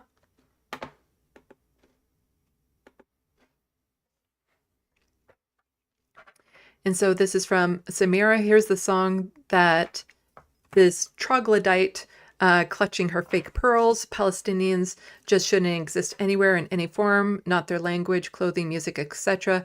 The musical selection was distracting and distressing to some, particularly Jewish students, according to the National Post here. And this was another post that she put here on Twitter, Lisa Macleod. If he isn't fired, Principal Aaron Hobbs defended the selection during one of those meetings, saying it was chosen to bring diversity and inclusion to Remembrance Day that it is usually only about a white guy who has done something related to the military. And the National Post, I know where their biases lie, Ontario school played Palestinian protest song in Arabic as its Remembrance Day music, says the National Post. It was not a Palestinian protest song. The song is literally titled Peace. So I'm not going to play the music, but I'll read the lyrics, the English translation of the lyrics. So this was sung in Arabic at the Remembrance Day ceremony, but it is it's not the children singing it, I don't want to get hit up for copyright things. So here are the lyrics. This is peace. So what's the use of peace?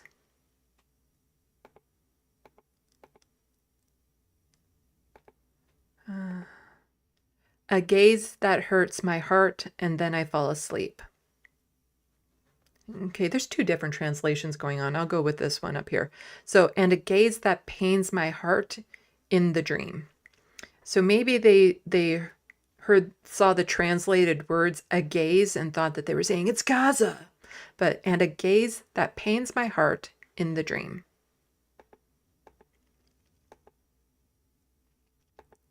Words after words.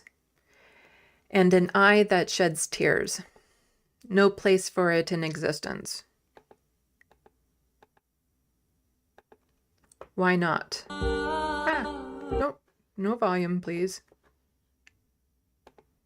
Why no, no, no. I think it's just a whole bunch of why no, no, no's after that. Why not? Why no, no, no. Yeah. So this is an Arabic song about peace.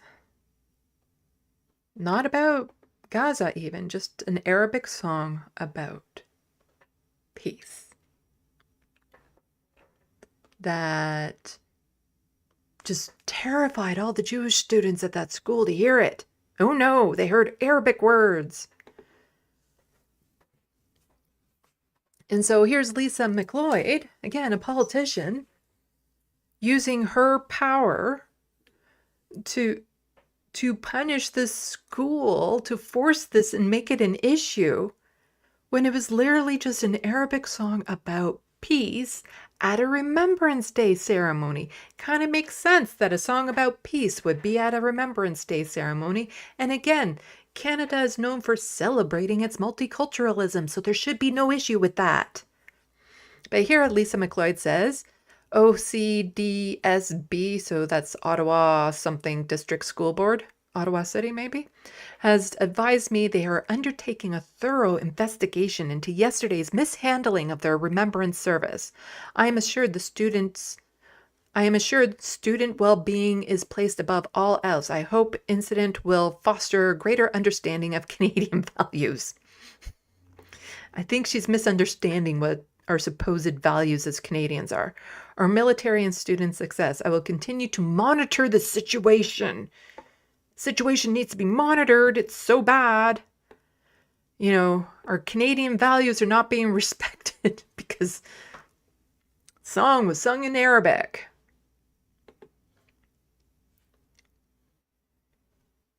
And this is from Gadada Sasa, I think. Seems like this member of provincial parliament is doubling down on her anti-Palestinian racism and Islamophobia after she has been condemned by multiple Canadian Muslim organizations today because she condemned the Arabic language. And so here she's responding to somebody else tweeting. This is Lisa saying, don't tell the person that I just read their tweet that it was a Jew who created the first poppies in Canada at her Ottawa home.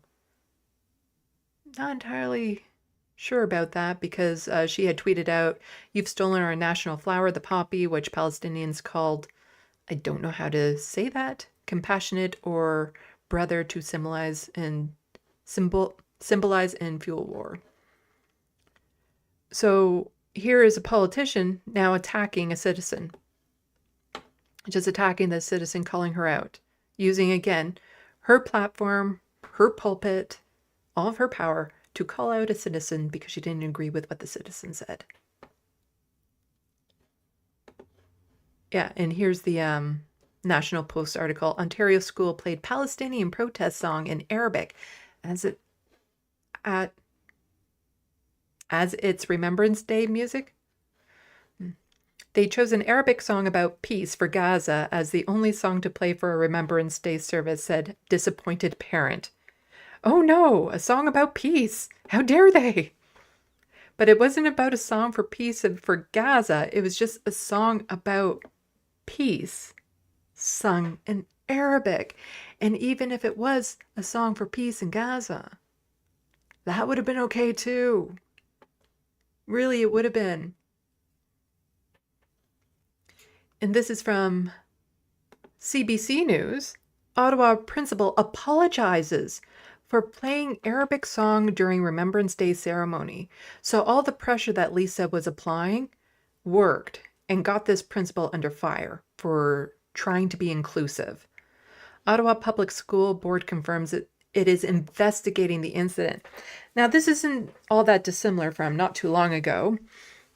Children from a school were taken to a rally for clean water that Indigenous peoples were holding about the grassy narrows. I've covered it, and I believe I have it clipped on my channel if you want to go back and see it. But then there was all this uproar and investigations that needed to happen because, not shockingly, the Indigenous peoples there were also in support of Palestinians. And there were keffiyehs on site.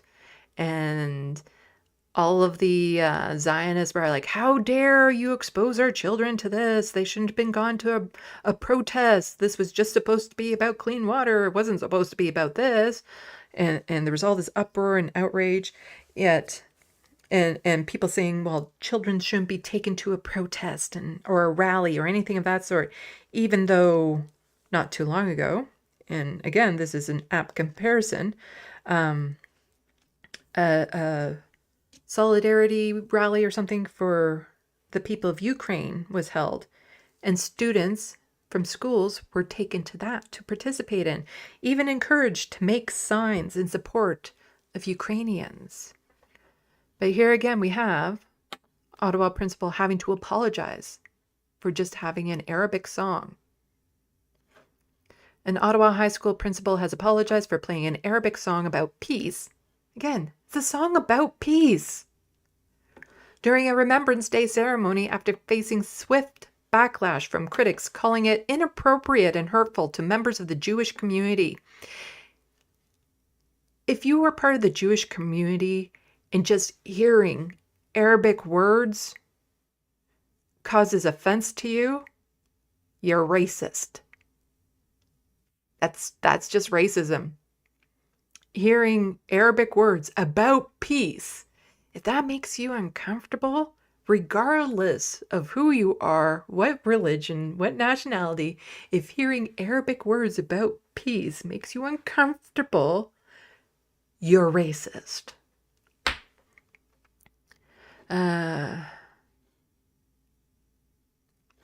So during the ceremony, in a letter issued Tuesday, the school's principal, Aaron Hobbs, said the intention was to foster a message of peace and remembrance reflecting on the importance of unity and reconciliation, but that he has since become aware the song caused significant distress to some members of our school community.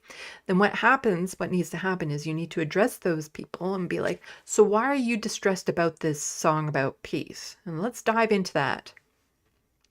Instead of just letting people be horrified by this. And he says, for this, I would like to offer my apologies. The song title, when translated to English, roughly means, "This is peace." Many comments on multiple YouTube videos of the song speak of the humanitarian crisis in Gaza and the suffering of Palestinians through the song itself though the song itself makes no mention of the conflict in the Middle East. The inclusion of the song could be seen as politically charged, was not in line with the values and respect and the unity strive to uphold the school, wrote Hobbs. And yeah, I don't... Of course, Pierre Poilievre had to mention, I didn't see this tweet earlier. Let's see what he had to say about this. What an absolute disgrace that so many woke activists and authorities use Remembrance Day to push their divisive and radical causes,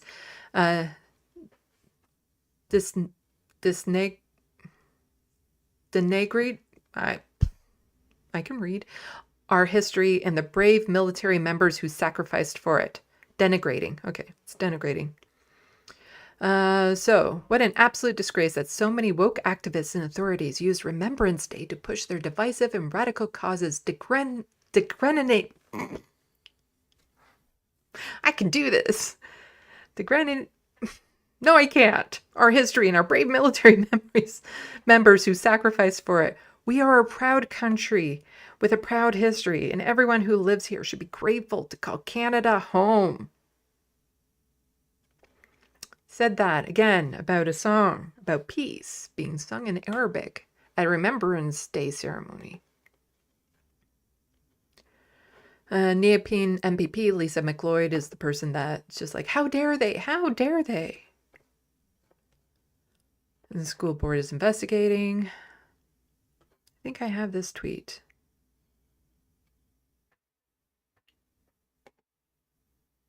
I'm going to be covering. Yeah. So I don't need to go over this.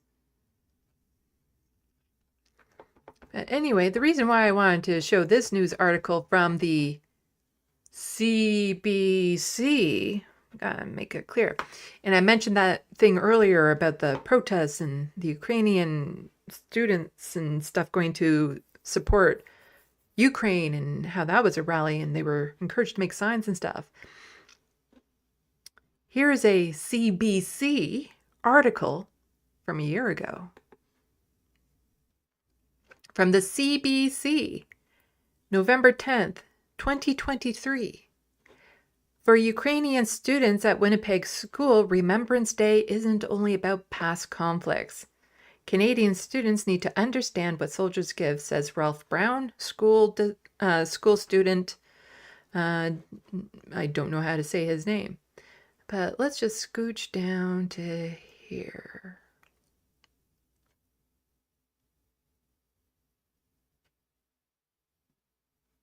Where is it? I wish I could find a way of like highlighting the paragraphs that I want and keeping them highlighted while I click around. Because there's a very specific part in here that I want to read.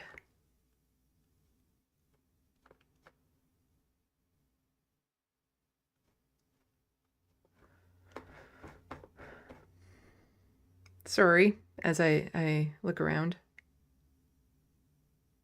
Here we go. The Remembrance Day ceremony at Ralph Brown, a school in the St. John's neighborhood that has 135 students enrolled in its English-Ukrainian bilingual program. Imagine if there was like a English-Arabic bilingual program for people to take. I wonder if people would be upset about that. Anyway, featured music, visuals, and speeches that incorporated elements of Ukrainian culture. Yep. Incorporated elements of Ukrainian culture. At a Remembrance Day ceremony, how dare they do that? How dare they? Following the playing of the last post, the ceremony closed with the school's Ukrainian choir singing a powerful song of hope. So Ukrainian choir singing Song for Hope, okay. An Arabic song about peace, not okay. The student says the song tells the story of soldiers who are not afraid of anything and are fighting for freedom. It is a strong song about the power of our nation. That's actually about a nation and not just about peace then, huh? Yeah, about that double standard. And so this is from the National Council of Canadian Muslims. Yesterday, Ottawa MPP Lisa Macleod described the inclusion of an Arabic song at a Remembrance Day service as an egregious incident requiring disciplinary measures. Send a letter to stress that this kind of divisive, deeply inappropriate rhetoric coming from an elected leader is utterly unbenefiting of anyone trying to lead people of Ontario.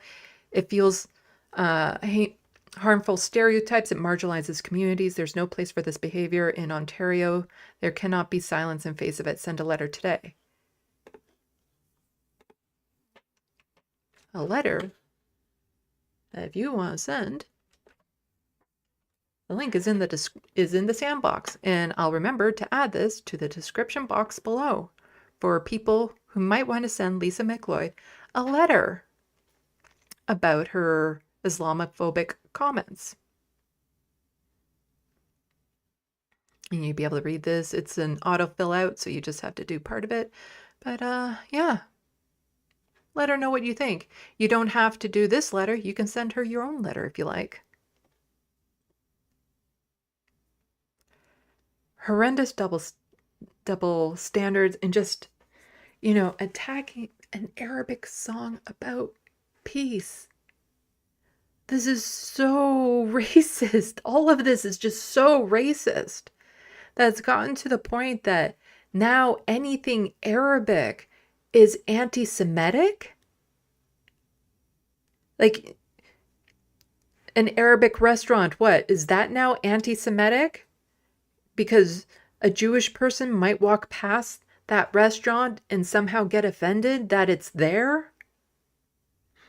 Like Canada was supposed to be embracing all nationalities. It claims to be a very multicultural place to live, and I've been to Toronto. It is very much. But now anything Arabic being viewed as anti-Semitic or a threat to Jewish people? That's just racism. That's all that is. It's Islamophobic racism. It is, trying to demonize one group of people for simply existing. And it's trying to, stoke fear in the Jewish community. Because as I was pointing out in my last segment about, the way the media covers it, the way the politicians cover it, if you're not neck deep in the news, all you hear is the scary parts about Jewish people being hunted in the streets of Amsterdam, or there is this pro-Palestinian song or something that was a threat to Jewish kids at a school being sung. You don't know the truth, but it is disgusting that we have a politician just referring to a song as an egregious act simply because it was sung in Arabic. But it doesn't end here with all the capitulating that our politicians and the media does. And this is why I'm just so exhausted. I'm so fed up with this. And this shouldn't be a thing. I read earlier that tweet from David Eby about the incident in Amsterdam. And David Eby is an NDP premier of BC. So, you have the leadership of the federal NDP, Jagmeet Singh, very milquetoast, very not wanting to upset anyone. So he both sides the situation. But within the federal NDP, there are very outspoken members that call it a genocide, that wear keffiyehs, that go to the protests and stuff. So there are a few within that group that are very good. But when you look at the provincial NDPs, when it comes to what's happening in Gaza, they suck. They're horrible. They're as racist as they come.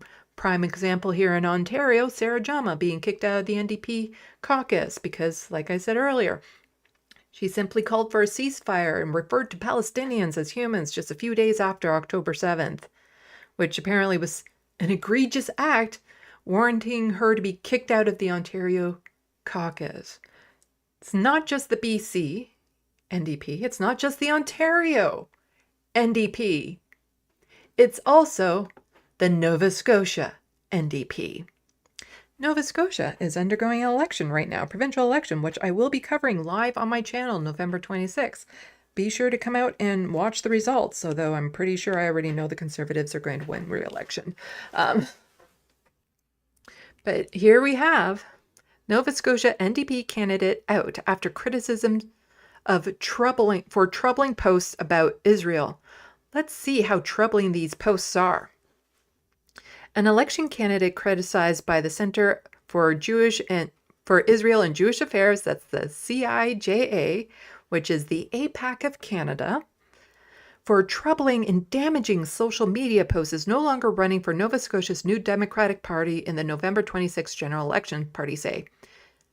What this also means is that there is now not an NDP candidate in that riding, because this happened after you could go on the ballot and stuff like that. So now this riding simply doesn't have a candidate from the NDP.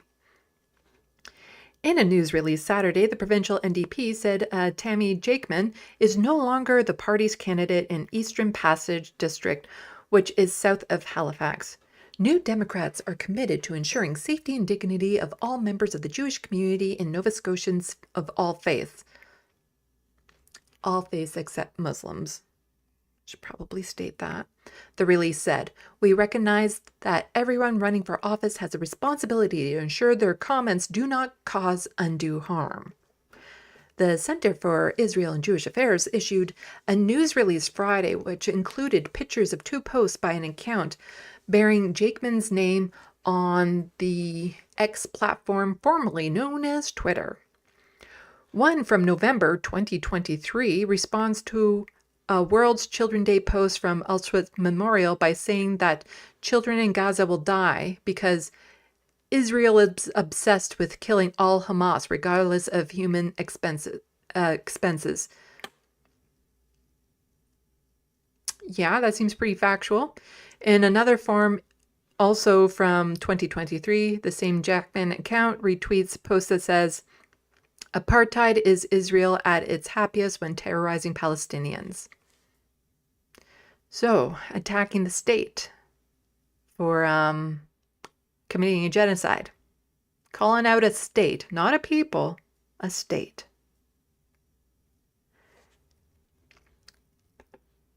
And are you saying that Israel, whose leaders said that they want to make Gaza into a parking lot, who have said that the Palestinians are animals, that say they're all terrorists, regardless if they're babies, all deserving our death? Are you trying to argue they're not obsessed with killing all Hamas? Because I guess, yeah, it should be broader. It should be broader. Because it's not just Hamas they're killing. They're killing innocent people. Hundreds of thousands.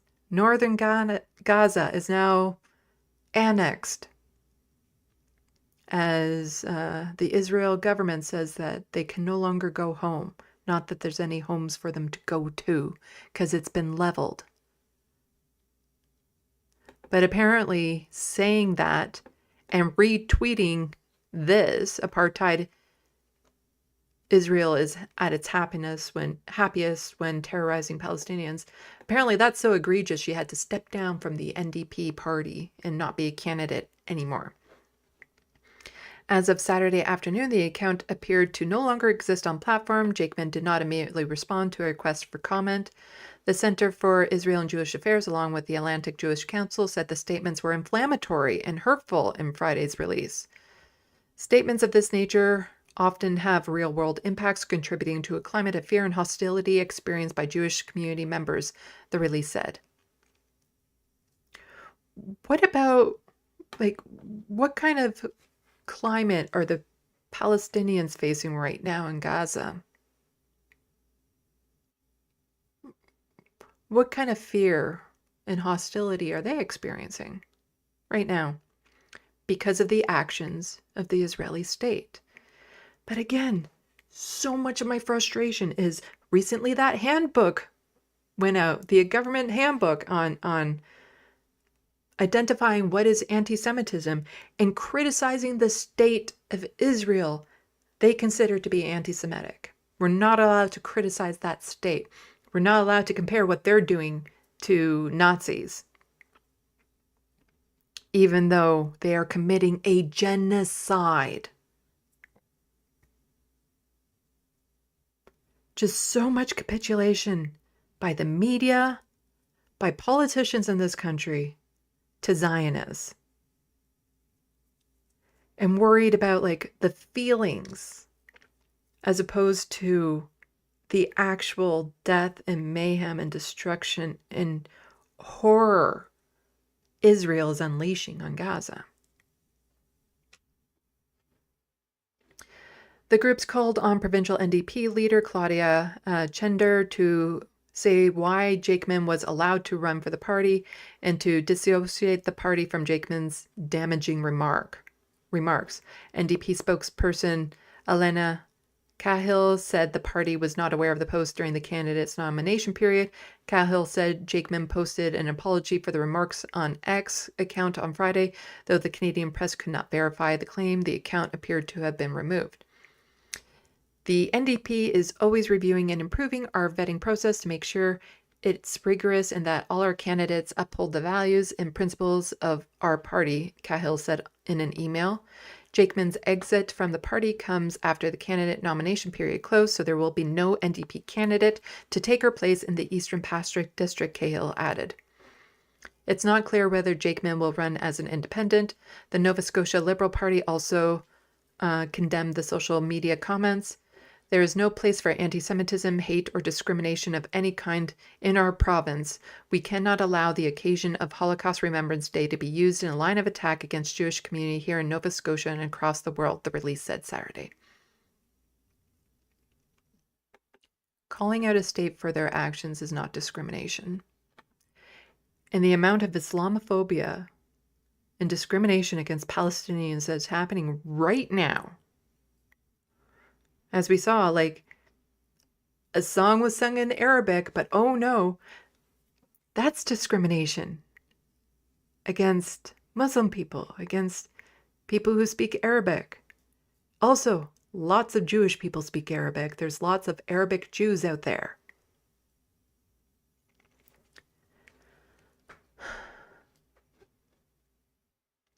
Progressive Conservative leader Tim Houston said the NDP was correct to remove someone who holds dangerous and anti-Semitic views.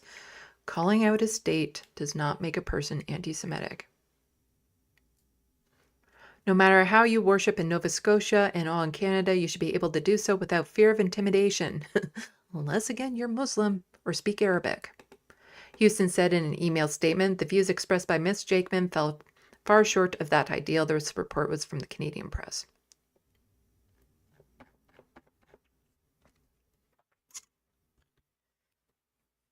Just so sick of this double standard, so sick of the capitulation to Zionists, to a genocidal state that this country is doing, that the media is doing, when there are people suffering and dying horrific deaths. Everyone in Gaza is traumatized who is still alive. A lot of them risk dying of starvation in the near future, of one of many ways that they could potentially die in the near future.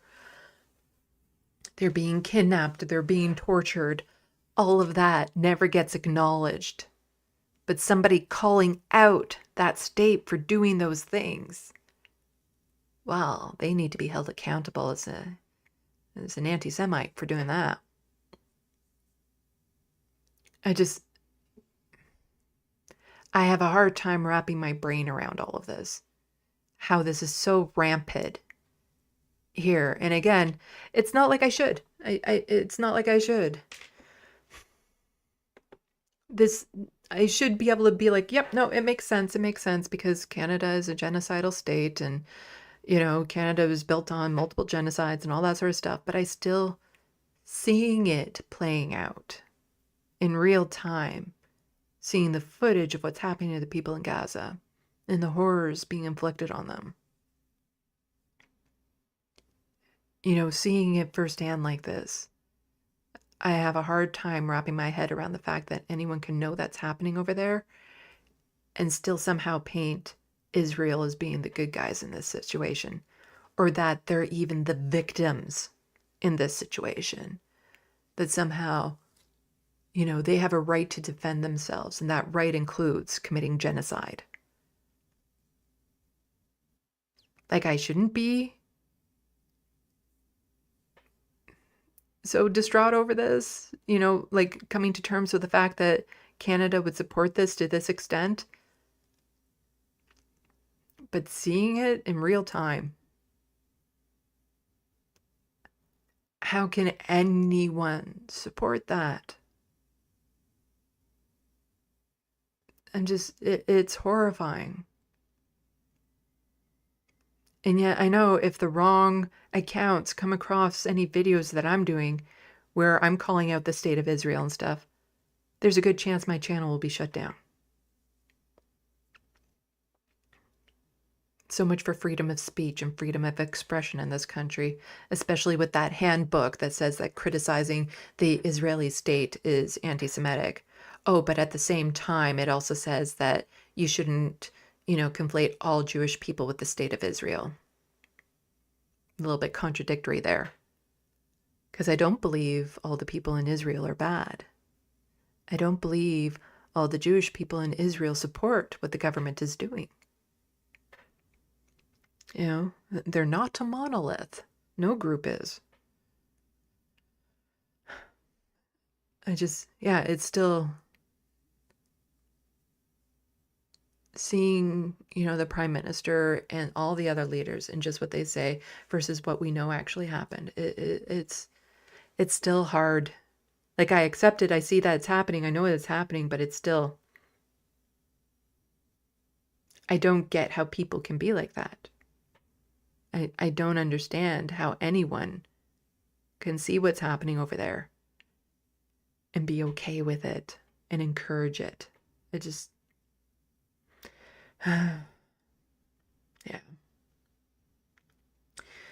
Anyway, why don't we get to the sandbox? I have a few more stories I would like to touch on. Canadian stories. This is the tab that I want. Some very upsetting. I'll finish it with one feel-good story. But there was a few other Canadian stories that I wanted to get to. And first, like I said, we'll check the sandbox.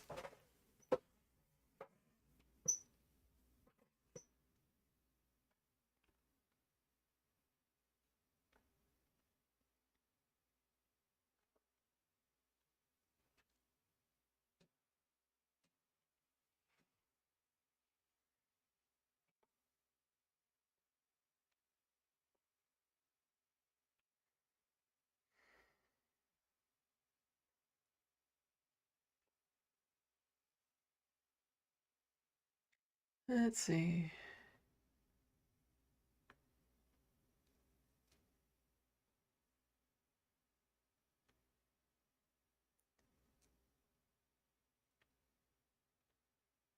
Choki says, I live in a very diverse area, lots of refugees. My former neighborhood are Somali.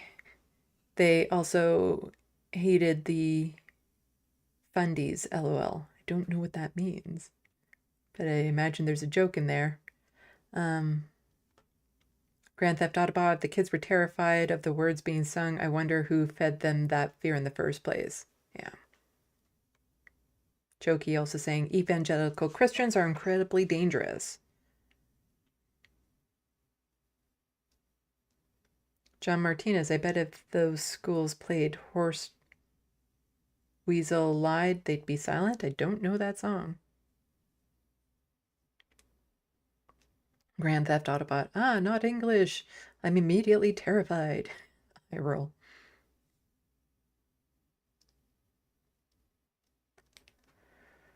Hermetologist, did they even know it was Arabic? The school would have approved it and they would have known, yeah.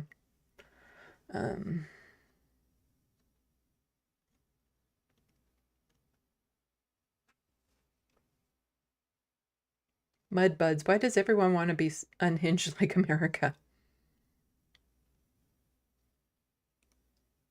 Also, welcome to the Sandbox, Mudbuds. I don't know why I'm so discombobulated today.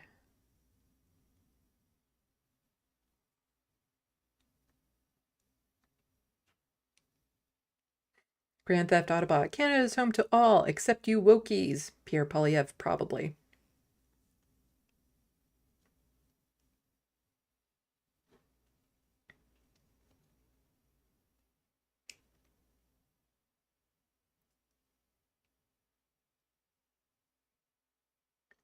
Melanie Lunabelle?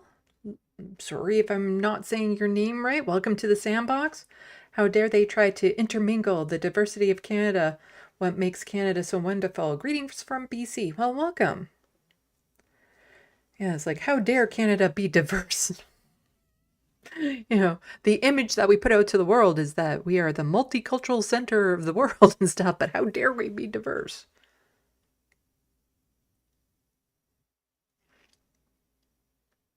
Hello, MIDI doctors. Ah, Tomorrow People is the reruns you were watching. Okay.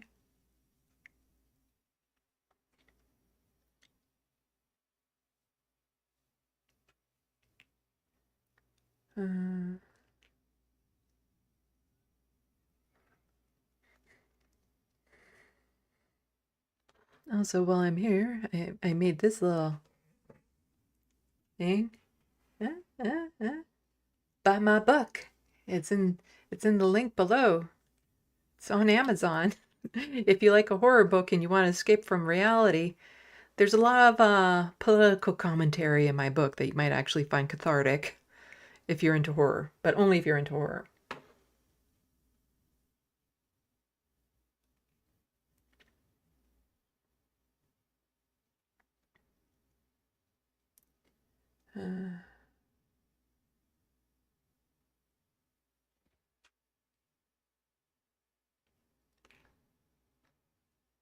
Let's see.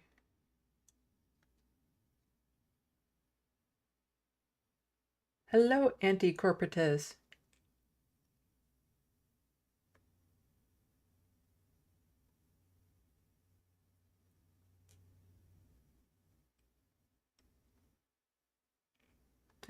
Oh, good for Gabby. Hello as well.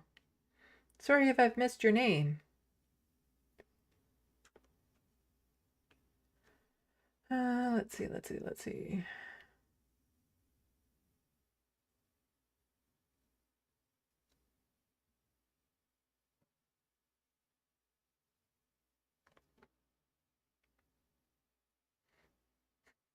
Good for Gabby seems to like sand buds.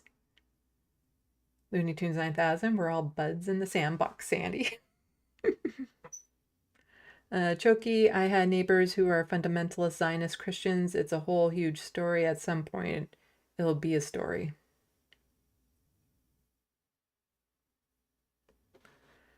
So,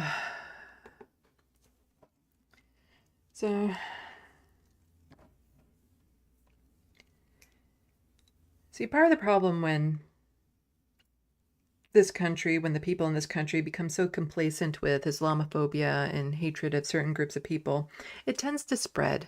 And people tend to get more bold with it. It doesn't just stay localized, and it shouldn't exist at all. But when you see all this rhetoric against, Arabic phrases, or, anyone that's now Muslim somehow just existing as being Arabic, like with Arabic or Muslim, is now somehow anti-Semitic to some people. It spreads. And then people get more bold. And then you get things like this. Yes, this is Canada. This is from Bridget. Why are elected officials not condemning this cowardly display of racism and xenophobia in Hamilton, Ontario, Canada? Are immigrants less worthy of being protected from hate? Why are the silence from the so-called officials who are quick to condemn other forms of hate? So remember all those politicians upset over hooligans doing what hooligans do in Amsterdam and calling it out, or the politicians who are upset over Arabic words, song lyrics being sung at a Remembrance Day ceremony? They don't seem disturbed by this happening in Hamilton. A bunch of masked people dressed in black, scary, holding up a banner that says, "Mass deportations now." Again, this is Canada, not the United States. What happens down there tends to happen up here as well. So you have a whole bunch of people just standing outside saying mass deportation, but the cowards are wearing masks, and they'll not get in trouble for wearing those masks. But if you go to a pro-Palestinian march or other kind of more progressive left-leaning marches, and you have a mask on to protect yourself from COVID, you can get in trouble for that. But they're not going to get in trouble for this. Like, they're not going to get in trouble at all. Not for the mask, not for holding the signs up, not for being hateful, bigoted people. And they're wearing the mask so that they can't be outed and doxxed and all that sort of stuff.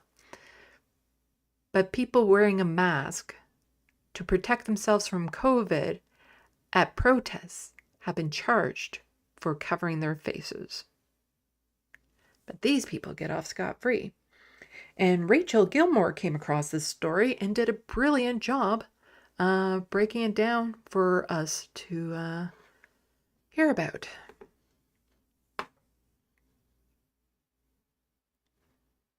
Outfit and go stand. Do you guys ever? It's a bit quiet. Do you know what I'm going to do? Get together with your friends, put on your little black outfit, and go stand in the middle of a square to try to get attention with your racist sign? No, me neither.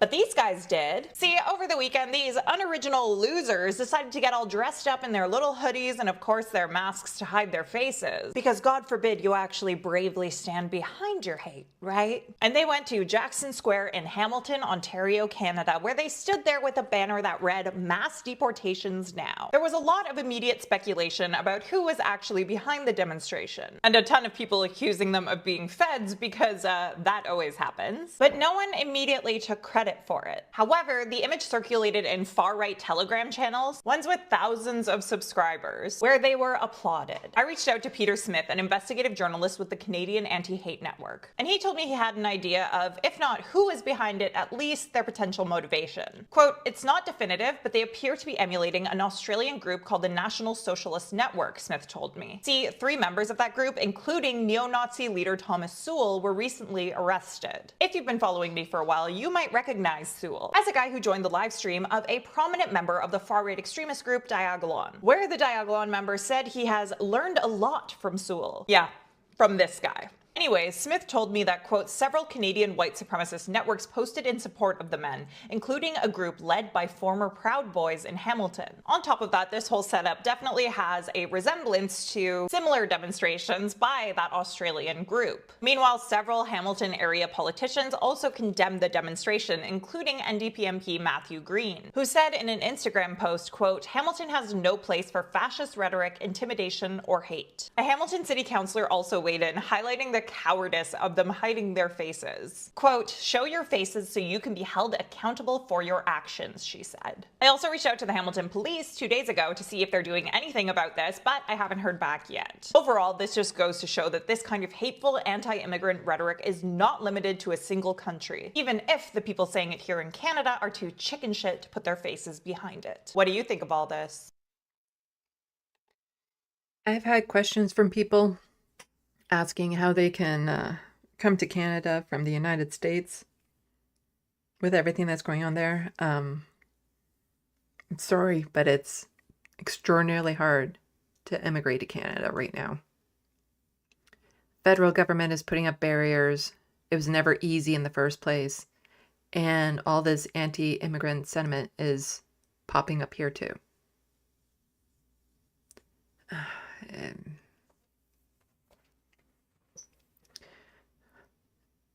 And the fact that they don't get charged, they can't get charged, I guess, you know, again, freedom of expression in this country. And since they weren't, I guess, promoting active harm towards somebody, they're allowed to just stand there with a banner saying, and, you know, deportation and all that sort of bullshit. But, you know, they don't get in trouble. They don't get harassed by the police. They can wear the masks. That's fine. But if you go to a pro-Palestinian march and you wear a mask, you'll get harassed by the police. You'll get harassed by other people. If a Zionist attacks you and pulls off your hijab, the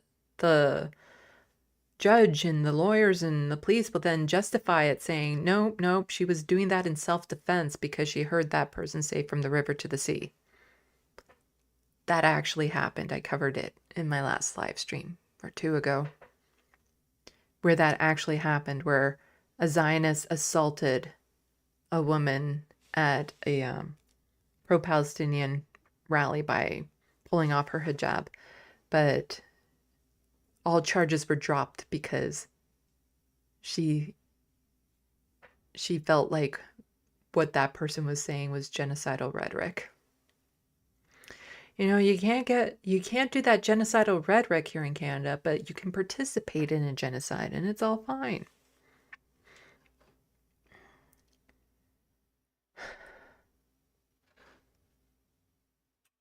Again, the whole double standards of everything just drives me crazy. Another story I wanted to touch on, content warning, police violence. You hear about the police shootings in the United States. Let's do it this way. So, content warning, police violence in this next story. You hear about police shootings in the United States all the time and how much it's usually people of color, black men in particular, that are disproportionately targeted. And you think, oh no, it's so horrible in the States. Canada is the second worst when it comes to that sort of thing. In equal level economic countries and stuff, we're the second worst. And they're all egregious. But this one just happened, and it's so heartbreaking.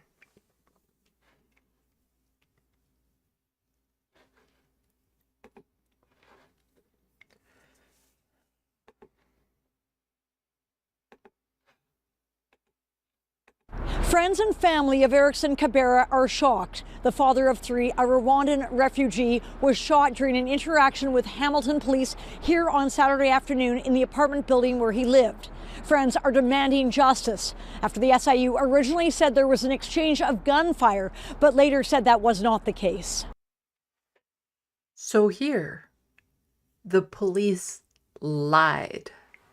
They lied and said that there was an exchange of gunfire. And a lot of people who originally heard this story about a police shooting or a police-involved incident where somebody died, it makes it sound like the person they shot had a weapon and was shooting back. No. He didn't have a weapon. He wasn't shooting at them. And the police lied about that. And do you think they're going to face any consequences for that? That they initially said that there was fire exchanged? No, they're not going to face any consequences for saying that. His family and his wife, they're all survivors of the genocide, where majority of their family were killed. Josephine Murphy sat on the board of the Rwandan Canadian Health Centre with Erixon Kabera. Erixon is known for a beautiful hearted man. We just lost somebody, and it's not just for Rwandan community, it's anybody who cares about justice and humanity. Murphy is still trying to understand why the 43-year-old father of three, who worked for the Canadian Revenue Agency, was fatally shot by Hamilton police around 5 Saturday afternoon. The thought of him having a gun, I was about to take myself in the hospital with a chest pain, just the thought. Hamilton police say they responded to this building on Main Street at 4:30 p.m. Saturday, and an officer was injured after being confronted by a male with a firearm. On Saturday night, the SIU issued a news release which said there was an exchange of gunfire after police responded to a male acting in a threatening manner. Then around 7 Sunday night, the SIU issued a follow-up news release which read, based on the information it has come to light in the course of the investigation, it does not appear that the man discharged a firearm. For the police, the Hamilton police, to come up with that story, that shock alone, I think many of us are still trying to recover from that. Kabera's family said in a statement, Erixon was not known to possess a gun, nor did he have a history of condoning or engaging in any type of violence. I was speaking to his wife as well this morning, and it seems they shot him once in the heart, twice in the abdominal area, and once in the hip. The founder of the Rwandan Canadian Healing Centre points to this tweet Kabera posted just one day before he was shot, in which he writes, "Happy Friday, everyone. Be kind to one another. Love conquers all." Hopefully there was some recording that we can learn from, but I just don't see how this was a justified shooting. Most importantly, they want justice. They want justice. What happened? We want the report to come as soon as possible. This is the third fatal police-involved shooting in our province in just 9 days.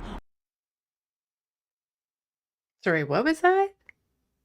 The third fatal police shooting in the past 9 days.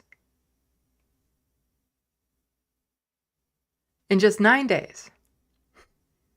On October 30th, a 17-year-old boy was killed in Aurora after an exchange of gunfire with York Regional Police. And then last Thursday, a But do we know for sure if there was an exchange of gunfire? 26-year-old man was shot to death by the OPP after an OPP officer was stabbed. In Hamilton, Catherine McDonald, Global News. So that is the same city as that. Shocking that the police would be just as horrible as these people. Like, maybe that's why they're hiding their identity. They maybe there's some of the police that, you know, would be involved in something like this. I'm not saying there was. I'm just saying, you know, it wouldn't surprise me if that was the case. So Matthew Green, the MP for that area, he's the federal NDP MP, and who should be the leader of the NDP? This guy up here. He needs to be the leader of the federal NDP now. He needs to do it now. And if it makes a big stink in the news that he overthrew the NDP and usurped Jagmeet to get there, that would bring a lot of news attention to it. Good. But he needs to be the leader of the NDP now if they have any hope of not being decimated in the next election. So Matthew Green had tweeted out, "Join us November 14th at 6 p.m. City Hall as we stand with the Kabera family to honor," oh, I heard his name pronounced several times and I can't remember how, "his life, demand accountability, and call for justice." And these were the flyers. Just saying, on November 9th, Hamilton Police Services murdered Kabera at a beloved father of 3 young children, cherished community member and dear friend to many. Join us at City Hall as we mourn the loss together. And this was his statement. I'm not going to read all of it as it's pretty lengthy, but it's good that he put out a statement because most politicians wouldn't bother. And this was also co-signed by Sarah Jama. Remember, she was kicked out of the Ontario NDP, again, for being human and actually caring about the Palestinians. Hamilton, Ontario, last night we met with the family of Erixon. I think it was Erixon, Kabera, and the Rwanda community to share our condolences in person and to share their grief, shock, and anger at his death. Erixon was proud, active Hamiltonian from Rwanda who spent countless volunteer hours within the community. He was a prominent organizer across the greater Hamilton, Toronto area, and well known for his ability to bring the Rwanda diaspora together in services for good. Erixon was a public servant with the Canada Revenue Agency. He's survived by his siblings, wife, and 3 children, ages 10, 13, and 17. His death was a violent death at the hands of the police.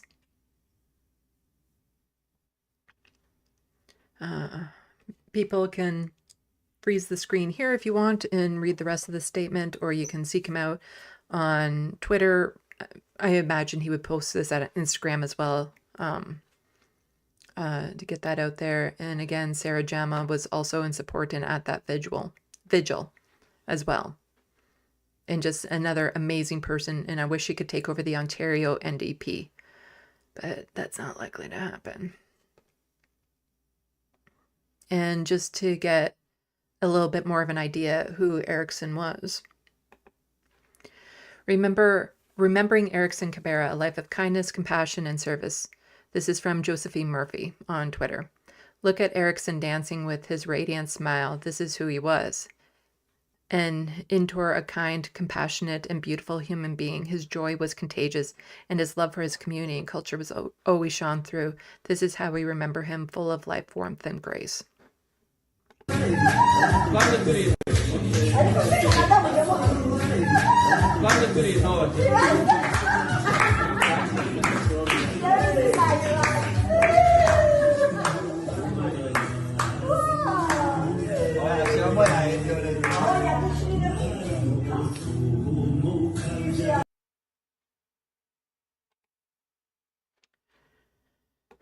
There is a GoFundMe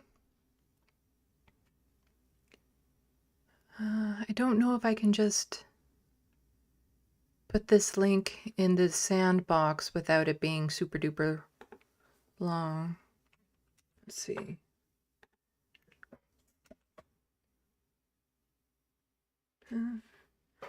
I'll also share the link in the description box below for people who can contribute to the GoFundMe.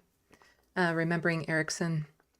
It is with profound sadness and heavy hearts that we announce the sudden passing of our brother and friend Erixon Kabera, also known as Gentil.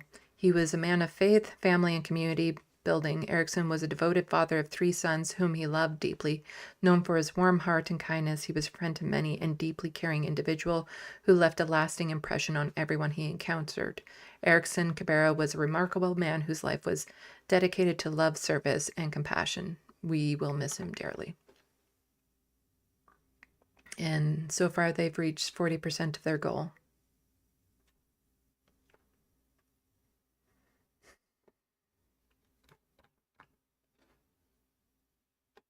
Just totally senseless loss of life. You know, children now without a parent. Somebody like, isn't this the type of people we wanted to bring into the country? Somebody who would become a volunteer, who works for the Canadian Revenue Agency, you know, as a public servant. For his life to just end so abruptly like that by the police here, it is. But the people in the other photo from earlier would have wanted to see somebody like him deported. Simply just because he wasn't born here. He survived a genocide in Rwanda and made it here just to be then shot by the police. It is so many layers of tragic on this story. But I'm glad Sarah Jama and Matthew Green are at least speaking out about this, and they're not just, you know, folding to the police. Just, yeah. Let's check the sandbox. Got a few more things that I want to run through. I'll try to be quick about them. At first, let's check the sandbox.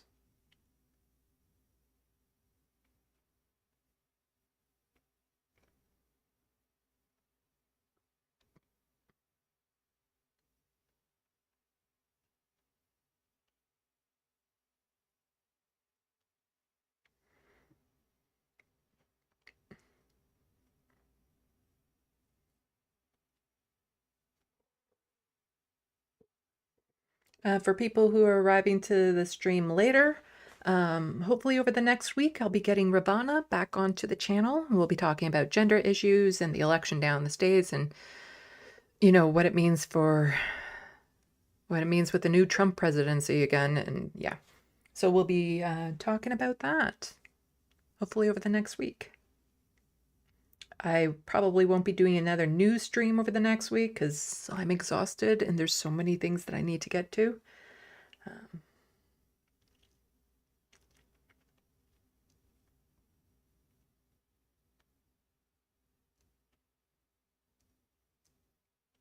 Seth Evans, we should dissolve the union. Maybe Canada will have some of our former states. We're good. We're good.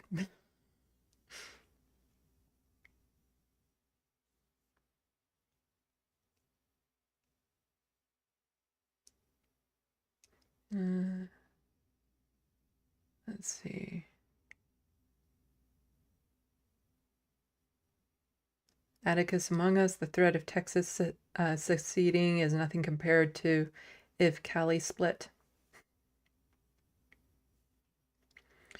Yeah, it's all grandstanding when one of the provinces up here or the states down there say, we're going to separate, we're going to separate. It's like that kid at home that says, I'm going to run away because you don't really love me. You know, you have to prove your love for me to stay. You know, if you want me to stay, prove your love to me. If not, I'm running away. Like, it's really no different than that.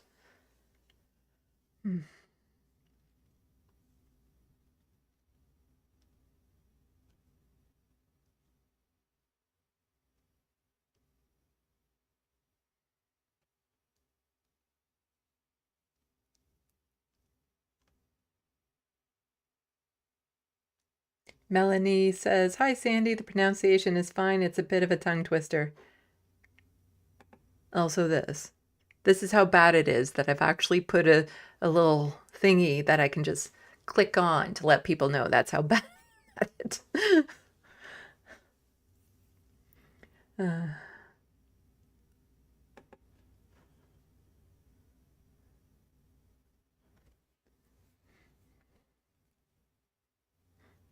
Grand Theft Autobot couldn't have had anything to do with the color of his skin, could it? Nah.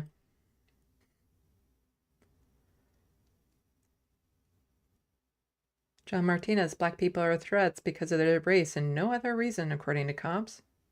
Mudbuds, 9 days. And I covered it, I think it was near the end of August. In the span of like just 2 weeks, 9 indigenous peoples were killed by the police. Like it is just, you don't hear these stories too often in the mainstream media.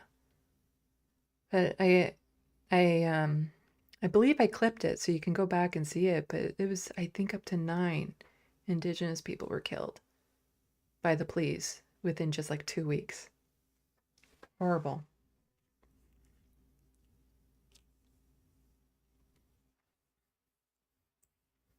John Martinez, this guy survived Rwanda genocide with the survival of all the horror only to die under colonialism.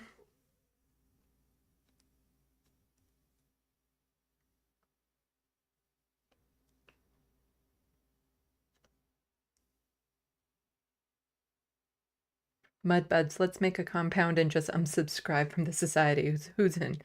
Yeah, we'll make a mega doomsday bunker or something like that. Or a fallout shelter from Fallout movie or TV series. You know, we'll just make a huge fallout shelter like that, and we can go and live a communist lifestyle in there.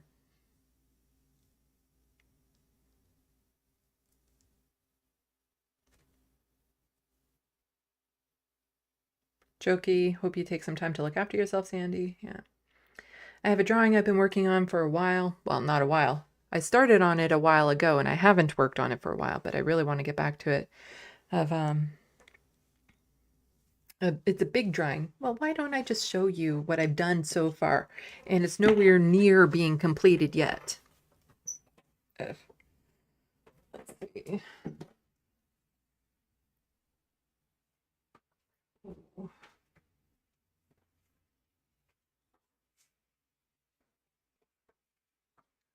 But I want to finish this. It's a very large drawing of a former cat I had named Thumper. But like I said, it's nowhere near being done. And I want to finish this.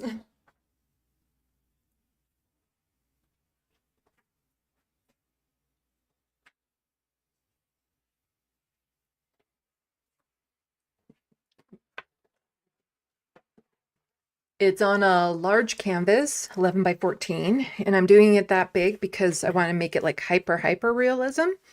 And the way to do it hyper realism is by making it big. And it's from a photo I took of him way back when.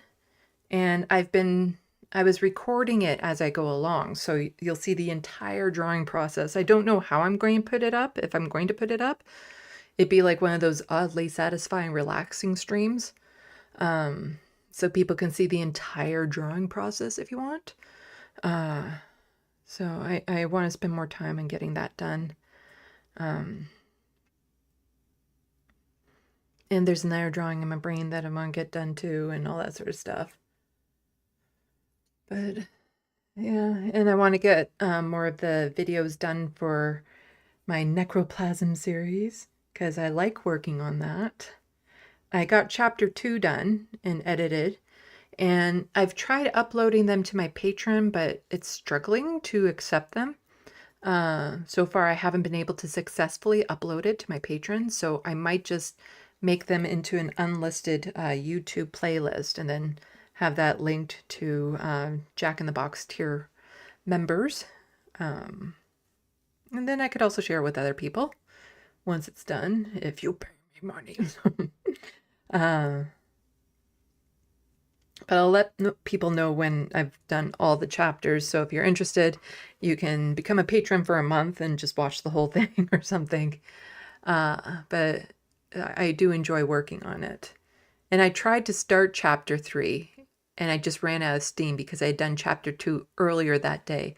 And chapter 3 is really long, so I'll have to break that into segments for my for me to be able to do that. Melanie says, breaks my heart to see this kind of rhetoric, animosity towards immigrants these days. My mother and father immigrated to Canada, and I was born here.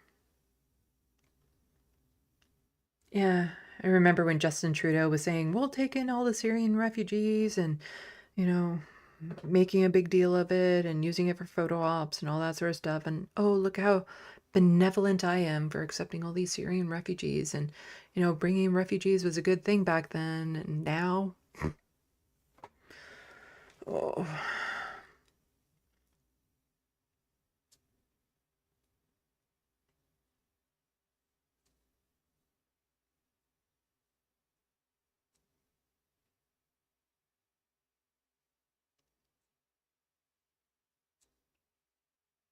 People liking my drawing so far? Good for Gabby. I would love to see you make your art. Yeah, I'm debating, like, I'm going, because so far I've spent like 8 hours on it or something, so it's not like I can really put this just on a stream. So I would cut out the parts where you're not seeing like the pencil on the paper type thing. Even then, it will still be super long, so then I might compress it into making it fast, but then I might have the full length thing put up just for shits and giggles for anyone who wants to watch the whole thing. It's just trying to find a music to put on in the background or something, because I won't be able to use the audio that I'm drawing to, because I'm usually listening to like EDM music and music that would instantly get my channel nuked if I were to play it. So I'll have to, like, YouTube has, since I'm a content creator that is monetized, I have access to their library, so I can find a relaxing song or something to put in the background of it. But I'll quickly scooch through the rest of the stories. There's a few that I want to get to. So you know how the conservatives are really against indoctrination, you know, shouldn't indoctrinate the kids. That's horrible, especially not in schools. Schools shouldn't be allowed to indoctrinate children. No, bad. Tisk tisk. You know, especially when it comes towards queer issues. Definitely can't indoctrinate kids towards queer issues by just acknowledging they exist and all that sort of stuff. Alberta in particularly bad for that type of thing. Well, they're totally against indoctrination unless kids to learn Alberta is the most ethical producer of oil in the world in school. Yes. Donald Trump once said that you could get clean coal or something like that. Well, now there's going to be ethical oil production in Alberta. You know, the tar sands. Tar sands. Going to be most ethical producer of oil in the world. That's what they're going to be taught. You know, they're going to be taught this. Doesn't mean it makes it true. They're just going to be taught this, though. This is indoctrination. A curriculum framework that calls on teachers to promote Alberta's oil and gas industry to school children was quietly published months ago to the surprise of education experts and the opposition. So yeah, this is just school. We're going to indoctrinate them really young into the oil and gas industry. The document was published online in April and includes a directive from Minister of Education Dimitrios Nicolaides something to teach K through 12 students about Alberta's reputation as the most ethical producer of oil in the world and the importance of natural resources in enabling, sustaining Alberta's society and Albertans' quality of life. You see, this is part of the problem when you talk to people in Alberta is there are certain subjects. So like if you go down in the States, Americans be cool about a lot of things, but the instant you bring up guns, it's like something takes over them and they become totally obsessed with it and all that sort of stuff. You know, same with Zionists. They can be totally cool and progressive on every other issues, but as soon as you bring up the Palestinians, totally different person. It's the same in Alberta when it comes to oil and gas. They can be totally cool with everything else, but if you challenge that oil and gas, boom, different person that you're dealing with. And it has something to do with this and how incorporated, intertwined that they have made the culture of Alberta with oil and gas. Like it is, you can't be one without the other almost. Like they have just made it part of their identity, of the Albertans' identity is to support oil and gas. And they've done a good job of it. Well, now they want to start even younger. Despite the framework being on the government website for 6 months, University of Alberta education professor Kent de Heyer told the IJF the development process was opaque, and few of his colleagues in the curriculum research community even knew about the minister's directive. I reached out to some of my colleagues, some of whom were leaders of what they would call expert group consultation on social studies, and they had never seen that, he said, of the oil and gas directive. No one is surprised that that's in theirs, Den Heyer said. I think they're more surprised that it would be so boldly put so boldly. NDP education critic Amanda Chapman was unaware of the document had been published until asked about it by the IJF. I would certainly suggest that a document like this be shared widely, said Chapman in an interview, adding, it's very concerning that the Alberta's Teacher Association, ATA, wasn't involved in any kind of consultation on the creation of this document. While oil and gas are a big part of Alberta's past, present, and future, Chapman said the curriculum should be more inclusive of renewable energy sources like geothermal, wind, and solar, which were not mentioned in the document. The Ministry of Education press secretary said the first version of the document was published in 2020. The most recent updates were published on April 26, and an email was sent to stakeholders, including ATA and the school boards, on the same day. The ministry didn't answer questions about the nature of the content or who developed it, but said the framework was intended to provide transparent guidelines to help parents, educators, and curriculum developers understand curriculum development in Alberta. Well, they failed on that, apparently. Jason Schilling, president of ATA, said teachers have consistently been excluded from curriculum development process in recent years. Traditionally, curriculums have been developed in collaboration with educators, Schilling said. But the way the government has approached curriculum development in the last several years, where they don't include teachers in the conversation or they don't listen to the experts, we have getting into problems with the curriculum. It's a long article, actually. So I'm not going to go through the whole article. It's here if you want to see it. Energy-backed organization lobbying for oil and gas studies. The publication of the document follows reporting from the IJF last December that found a nonprofit organization called Safety in Schools, SIS, founded registered lobbyists asking the government to include oil and gas studies in junior high and high school curriculum.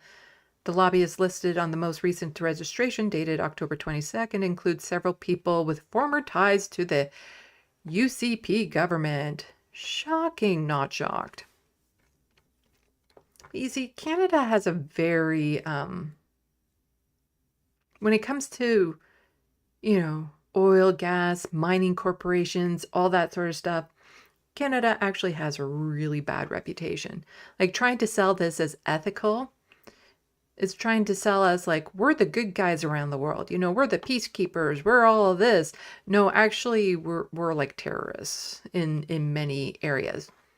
Because extracting justice, the human rights impact of Canadian mining around the world. See, here's more natural resource extraction. And I've said this before, and people, I don't know if they believe me or they don't know why I know this. About 60% of the world's mining companies are Canadian. I know this because of my involvement with Amnesty International, ooh, this is a problem. So when you see environmental disasters happening around the world when it comes to mining sites, when you hear about, tribes that go missing, the murder, the mayhem, the extortion, the imprisonments, 60% of that is Canadian companies doing it.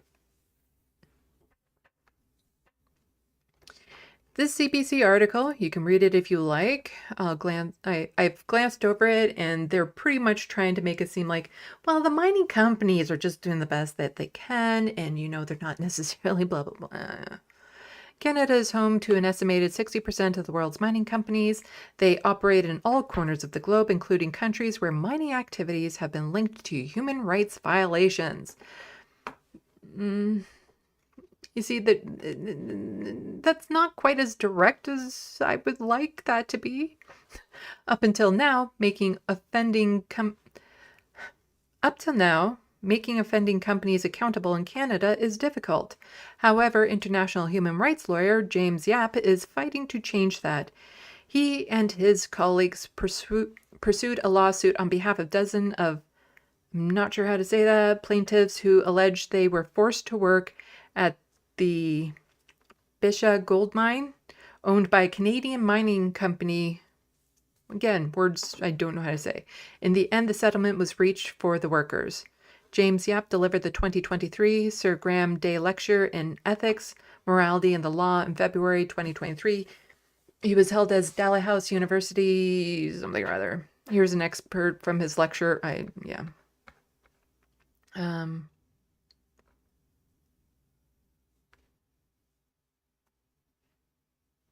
Let's see.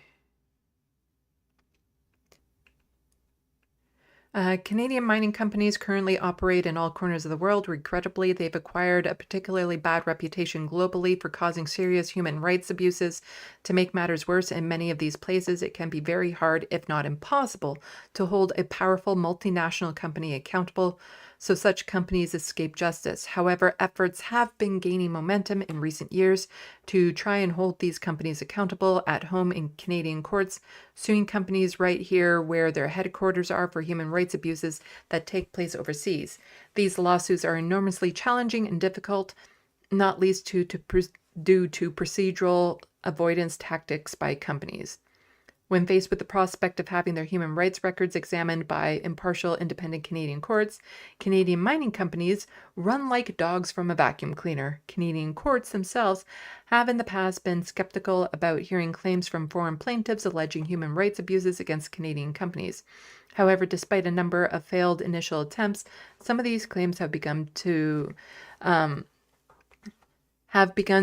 some modest success. So there was an ombudsperson that was supposed to be created by the Liberal government that would basically be the representative for plaintiffs and stuff.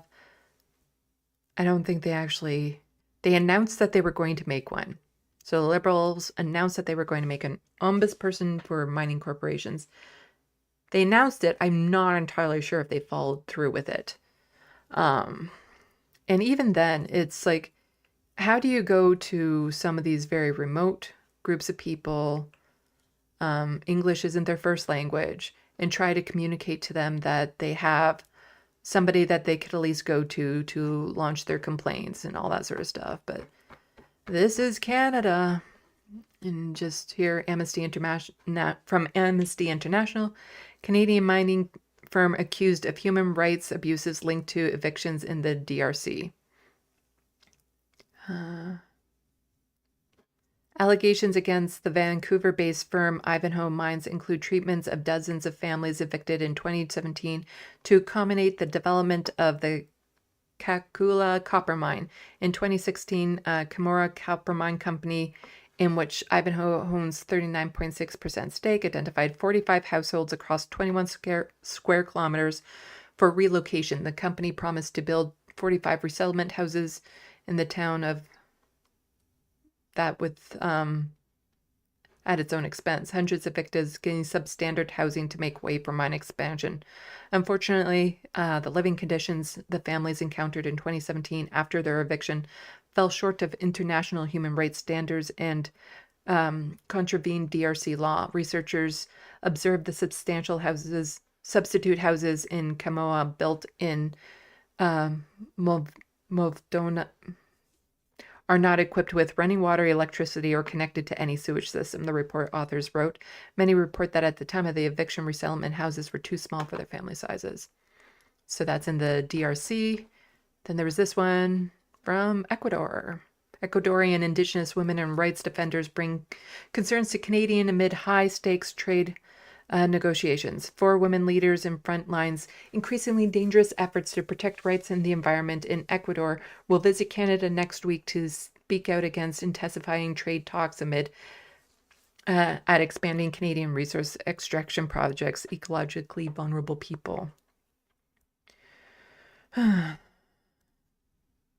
Our territory, our rights, our lives are at stake in this trade deal, and it's being negotiated behind our backs and without our consent, says delegation member Zendaya, vice president of the Confederation of Indigenous Nationalities of Ecuador.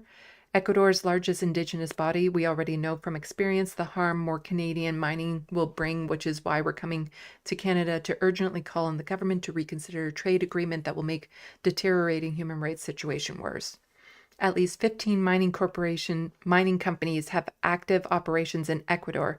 Many are facing allegations of abuse, including conducting exploration activities in indigenous territories without consultation or collaborating with state security forces to violently suppress social protest. Those are just a couple examples.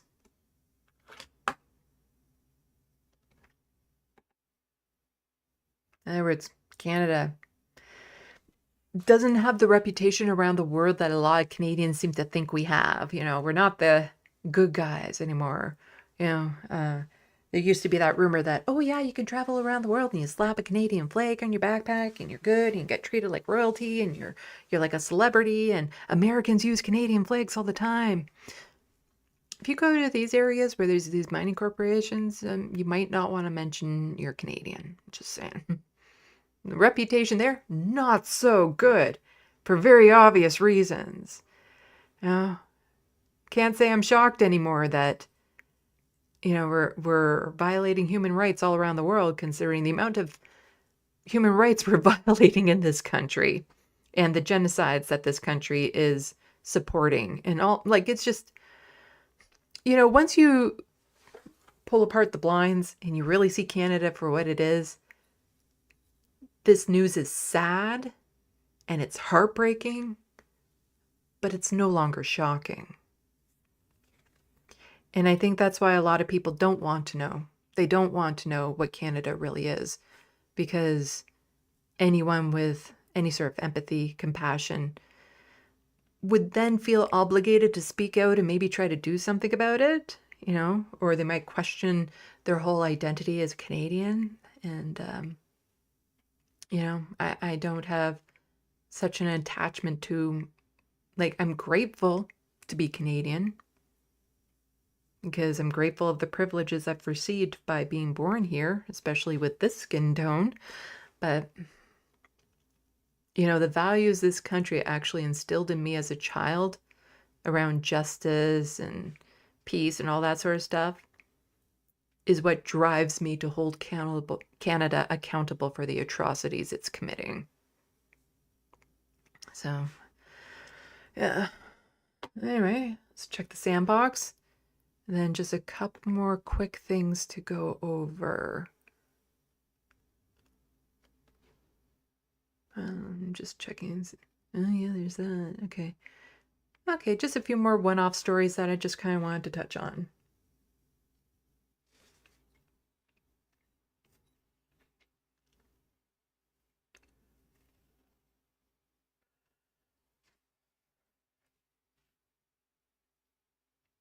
Lynn, the most disturbing part is that immigrants who were promised a path to citizenship, if they just are now having opportunity taken away from them, shutting down. Hello, Lynn. Shutting down immigration is bad. Withdrawing your previous offer grows. John Martinez, indoctrination isn't bad unless it's fascist and makes colonialism look beautiful. I read the sarcastic undertone there. I heard it. I heard it.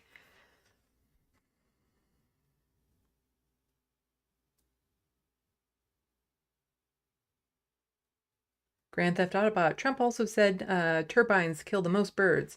Cats would disagree with that. Very true. Very true. Cats are responsible for billions of birds dying every year. I'm not joking, and that's just in America. If you have a cat, you keep them indoors.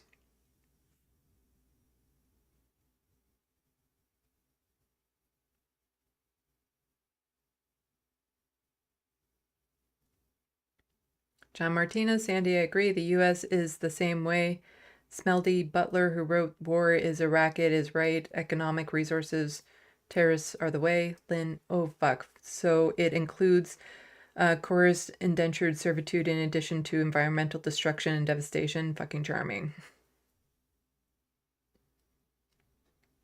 I think they have like a special class for people who want to get involved in the oil and gas industry as well. And this is at the same time that, you know, they're making it so teachers have to be forced to misgender their trans students or force them out to their parents, even if the children are afraid to do so. And I've covered that in great detail on this channel. So you can go back and look at that. So, you know, they don't want kids to be indoctrinated to being queer, but to get involved with the oil and gas industry that will literally kill the planet, that's okay.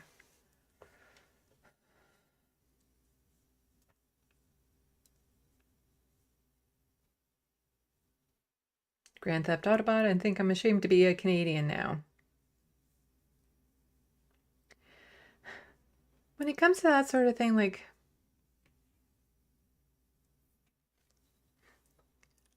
I don't know if I would say I'm ashamed to be Canadian, because it makes it feel like I have some responsibility or guilt or complicity with what's going on.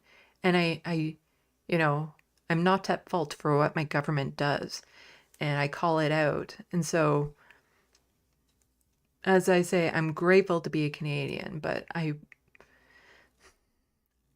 wouldn't say that I'm ashamed to be Canadian, because I'm not responsible for what this government does, and I'm actively working to, you know, make other people aware and hold this government accountable for what it is.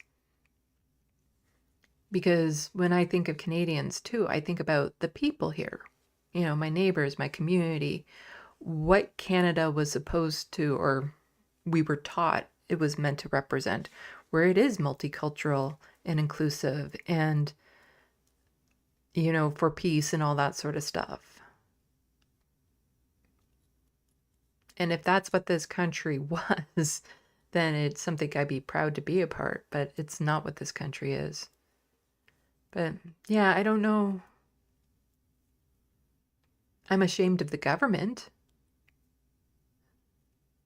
But yeah, I don't know if I would say that I'm ashamed, because I don't know. I don't know if that makes any sense at all. And it's probably such like a nuanced little teeny tiny detail. I'm ashamed of the government, but I'm not necessarily ashamed to be Canadian. I am what I am, you know. And I try my best to hold my government accountable for what it is. I don't know. I don't know if that makes any sense at all.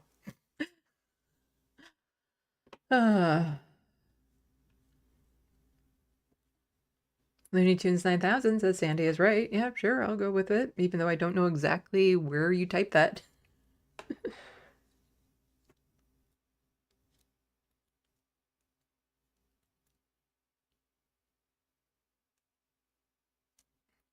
Grand Theft Autobot, oh geez, pretty soon teachers in Alberta will be forced to wear patches showing oil corporation logos like NASCAR drivers. Well, when they become privatized and actually need the money, maybe. Okay, I wanted to show this video here just because I found it kind of ridiculous, and the fact that Merritt Styles posted this thinking that it makes her look good, it's kind of telling. So Merritt Stiles is the current leader of the Ontario NDP, and she's a horrible leader for the NDP.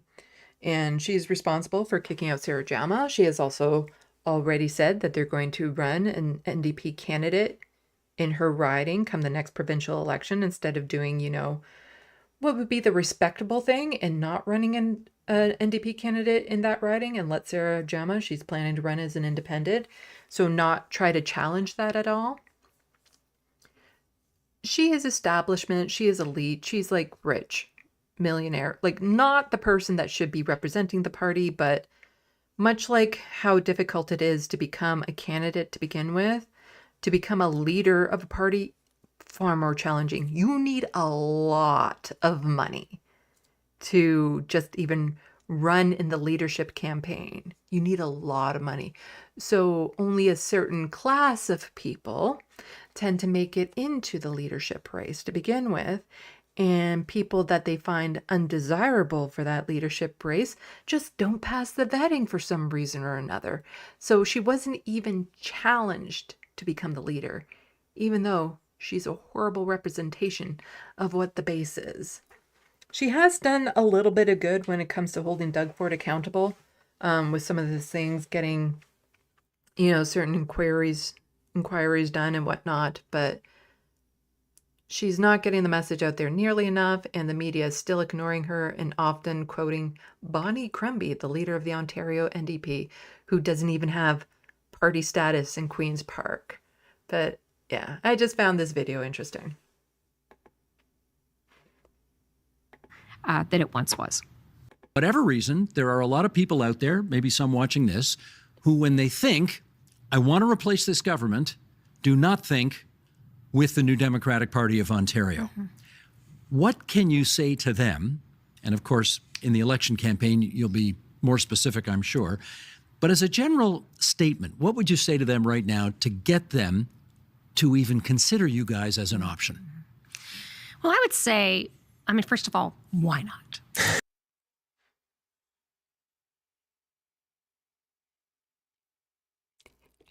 I can't believe she thought this was good enough to post on her own Twitter account.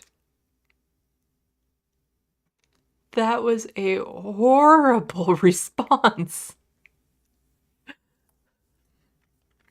Yeah, Doug Ford is horrible, and there's lots of people that don't want to vote for him. And so what is it about you that's going to make people want to come out and vote for the NDP? It's like, well, why not? That's not a good answer.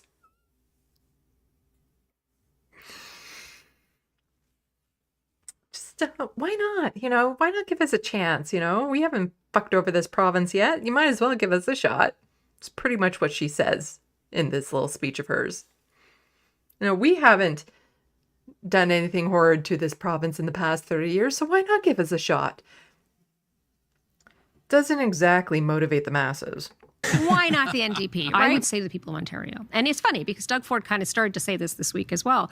But, look at the last 6 years under Doug Ford and the Conservatives. Is your life any better today? I can guarantee you there's only a few people who will say, yes, my life is better. And most of them have a deal going with the government. Most people, life is not better today. People are having a difficult time. They're struggling to afford rent.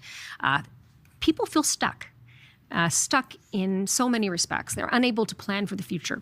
And so I would say to people, how about they can't pay for groceries? Rent is outrageous. Why is rent outrageous? Because Doug Ford got rid of rent controls. Greedy corporations keep the grocery prices high even though they don't need to. It's just they want the money. There's we're not taxing corporations the way they should be. All this sort of stuff. Your material needs are not being met as Ontarians. And Doug Ford is responsible for a lot of your pain and suffering right now. The fact that you can't get a family doctor, long-term care situation is horrendous in this country, in this province, and in the country. Could be saying all of that, as opposed to a little quip like, "Yeah, his buddies are doing well, aren't they?" You're going to be looking at the next election. My life isn't any better. Why would I re-elect this government? But then I want you to go a step further back and think, how did we get here? And I look at education, healthcare, housing.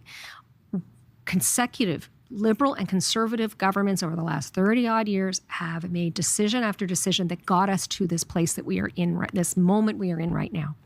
And that is true. You know, it's not just the Conservatives, not just the Liberals, because I've told the story about how my grandmother had passed away in a long-term care home and how that was a very horrid situation and it wasn't good. And that was while the Liberals were in power of the province. It was the Liberals, you know, chipping away and privatizing certain areas in long-term care that happened. You know, it's the Liberals and the Conservatives working together to make life in this province unaffordable, but Merritt doesn't do a good job of selling it. Because then to say, well, why not give the NDP a shot after they've fucked it up for the past 30 years? That doesn't speak to the people. You know, I don't feel like, wow, now that she said that, now that, yeah, okay, that motivates me to just get out there. I'm so energized to vote now. And we have a different vision for the province. I think we are a party that wants to create opportunity, that knows how to get things done, that our caucus has enormous experience. We represent ridings in every corner of this province, which nobody else can really say. And yeah, all the parties can say that. The Conservatives and the Liberals can say that they can represent people across the province. Yeah, okay. Huh? Anyway. And I think that we have the team that can really can start to bring Ontario back to being the economic powerhouse that it once was. And how will being the economic powerhouse help with those material conditions? Yeah, I just really thought that was horrible, but here she is. I get that for some people, looking beyond Doug Ford doesn't immediately mean looking to the NDP as the next government. Here's what I have to say about that. Like, she actually posted that to her Twitter account. And if this late in the game, after Doug Ford has been the leader for 6 years, and you failed miserably in the last election,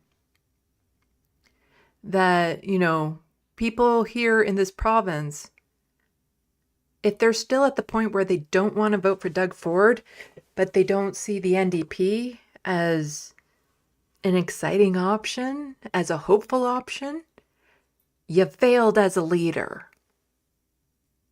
You failed. That is not what, like, this late in the game, people shouldn't be like, I guess there's the NDP. Have we tried them recently? I don't know. Yeah, no. After all the shit Doug Ford has pulled, if this is where you're at, you've just failed.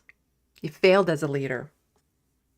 And you need to step down because, again, you're just worried about the economy and, you know, things that people, the elites and the establishment and what, you know, how things could be better for them.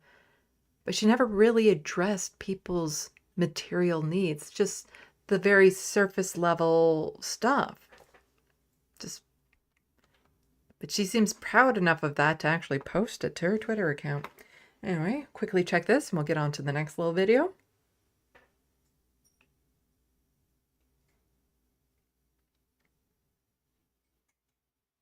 Grand Theft Autobot, great campaign slogan. Why not vote for us? Why the hell not? Pretty much. Oh. Mudbuds, this is mind-boggling. Yep, Sandy, she's not saying not. Why not? Grand Theft Autobot saying that. Yeah. Good for Gabby. Why not? Best campaign slogan ever. It's just a little too long. Why is more accurate.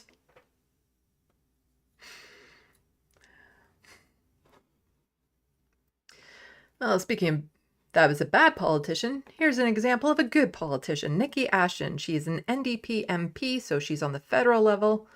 And here, she actually talks about the Liberals and the Conservatives, again, consecutive government, but she actually gets into detail about how they've engineered the housing crisis over the last 30 years. She explains it to people and how this harms your material needs and stuff. And this is how you approach it, not saying, why not give us a chance? This is what Nikki Ashton says. The report put out by Canadians for Tax Fairness is shocking. It points to how successive Liberal and Conservative governments brought us to this point. That they, in fact, engineered the housing crisis we face today. It's been a crisis in the making, not just for the last 10 years, but over the last 30 years. It's Liberals and Conservatives who wrote the rules and built a housing market that is great for rich investors, great for billionaires, that makes billions in profits, but it doesn't work for Canadians. Liberals and Conservatives encouraged the financialization of the housing market. In other words, they allowed housing to turn into cash cows for corporate investors and rich investors instead of homes for Canadian families who desperately need them. Not only that, but they also let rich developers get away with paying very little tax. By handing out billions of dollars in tax breaks to wealthy real estate giants, successive Liberal and Conservative governments priced working-class Canadians out of the housing market. That was better. Talking about, the need, like the tax breaks and how they actually work to financialize these houses, how it's harming working class Canadians and stuff. Much better presentation. I hope when the NDP gets voted out of existence in the next federal election that she retains her seat, because she's an amazing politician, and I hope she survives what's about to happen to the NDP. And she also wrote in that tweet, Liberals and Conservative governments have engineered the housing crisis over the last 30 years. They made the rules that privilege rich investors and billionaires but left Canadians who desperately need a home behind. Versus, why not?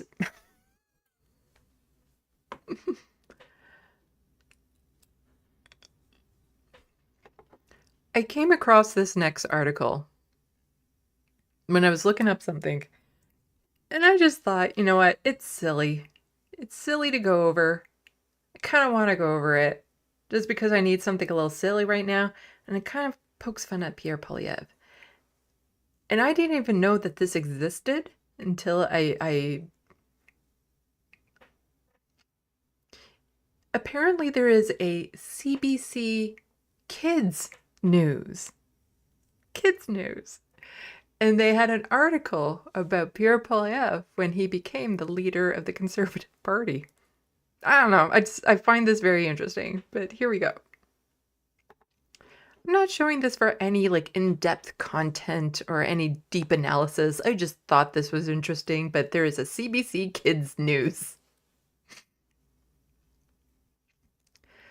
5 things to know about Pierre Poilievre, Canada's new Conservative Party leader. And this was published September 12th, 2022.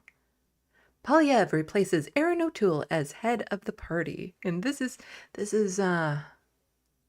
news for kids. But we can scooch down to the 5 things. 1, he's a long-time politician. Poilievre's time in politics dates back to his time as a student at the University of Calgary, where he led his campus conservative club. Poilievre, who is 43, now 45, that's math, children, was first elected to Parliament at the age of 24 as the representative of the riding of Nepean-Carleton, which is in Ottawa. He's been a lifelong career politician. He's been made rich off of the taxpayer money. He got his pension at 31. He's one of the people. He's been a member of Parliament for 7 terms. That's math, children. He was a senior cabinet minister for Prime Minister Stephen Harper's government. Born in Calgary, Alberta, he now lives in Greenlee, Ontario.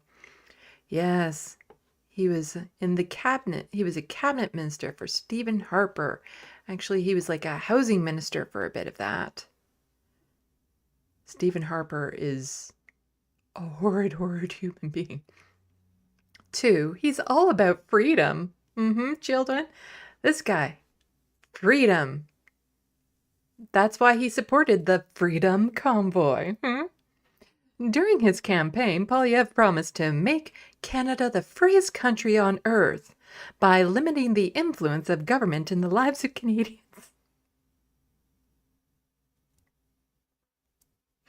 It's not what he's doing. It's not what he's doing.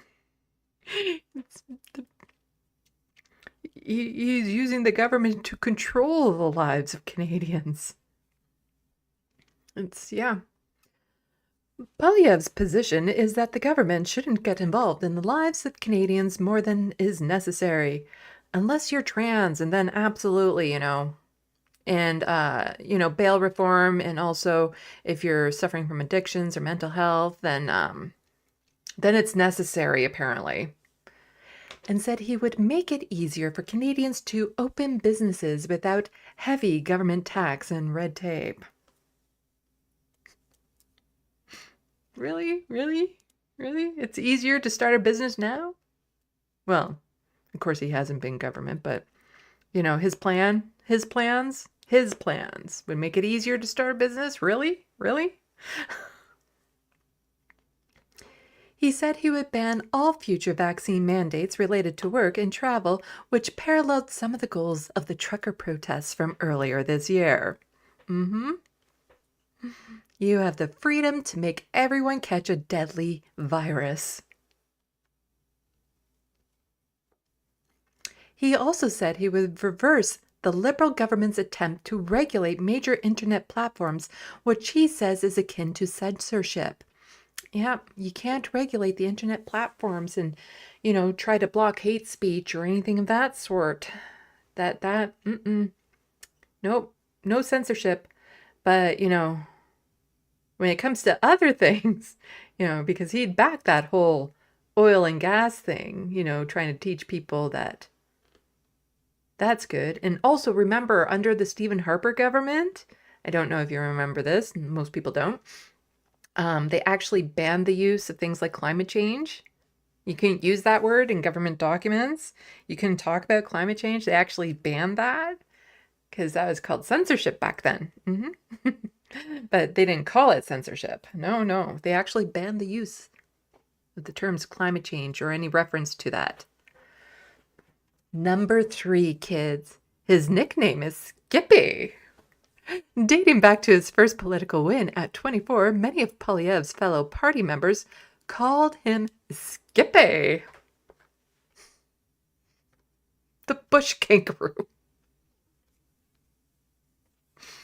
According to a Canadian Press article from 2004, his name is a reference to a kangaroo from an Australian kids show, Skippy the Bush Kangaroo.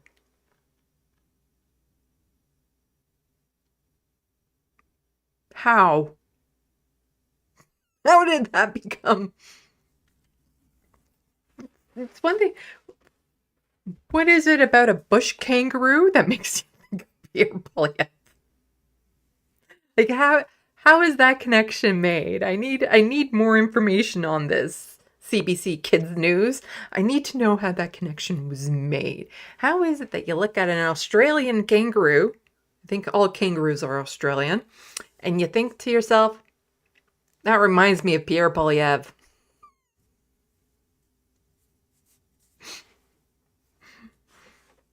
Just somebody who fits in the pouches of all these white supremacists and alt-right wingers and stuff like that, and just sits in their pouch and dictates from there, I guess. I don't know. Number 4, he won by a landslide. Poilievre won the leadership of the Conservative Party of Canada by 2/3 of the vote. Randy Besco, a professor of political science at the University of Toronto, said he likely beat out his main opponent, Jean Charest, because he is more conservative, whereas Charest's more moderate platform failed to resonate with Conservative Party members. Generally, the candidate that is more conservative and also credible wins Besko told CBC News. Do we know that for sure? You know, there's these things that you need security clearance for that says that there was like foreign interference with the leadership race that Pierre Poilievre was involved with. So winning by that landslide, was it just because he was more conservative? Yeah, huh? Is that what the reports are saying? That he was just more conservative and that's why he won by a landslide? Even though that there's evidence pointing to interference into this, his leadership run for the Conservative Party of Canada. And kids, finally, 5. It's pronounced Poilievre. Poilievre. As the leader of the official opposition in Ottawa, he'll likely be running for Prime Minister in the next election, which is scheduled for October 2025. It'll be in the spring. In the meantime, you may be hearing Poilievre's name a lot, or more, now that he's Conservative Party leader. Best to get a handle on that French pronunciation. It's Poilievre. Poilievre. Poilievre. Poilievre. Have more questions? Want to tell us how we're doing? Use the Send Us feedback linked below. Oh, I just wanted to cover that. I felt that article was kind of ridiculous. But how about a common sense, not conservative common sense, but a common sense feel-good story? How about we end with that? Like something that's like, yeah, that sounds good. That sounds good. Here we go. Free transit is actually a thing, and you might be surprised where. Free transit, yes, please. All transit, all municipalities should have free transit because it is just good for the environment. It's good for people. It's good for people living with poverty, people who have like jobs at different hours and things of that sort and can't get a car or who doesn't want to have a car. Free transit, good. Small Ontario community joins city going fare free while others follow. While public transit in many Canadian cities struggles with fares going up and ridership going down, in one community, the passenger count has more than doubled in the past 2 years. Transit ridership in the town of Orangeville, Ontario, will by the end of the year have increased by 150 to 160%, according to Mayor Lisa Post. It's really impacting the entire community positively, she said. The reason for that big spike, Orangeville's buses became free in 2023 as part of a test program, which the town just pledged to continue until 2027.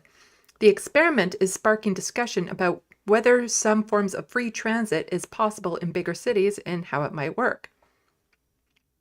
The community of 30,000 people, some 60 kilometers northwest of Toronto, may not be known for trendsetting, but has joined a list of communities in Canada and the US where riding buses and streetcars is free.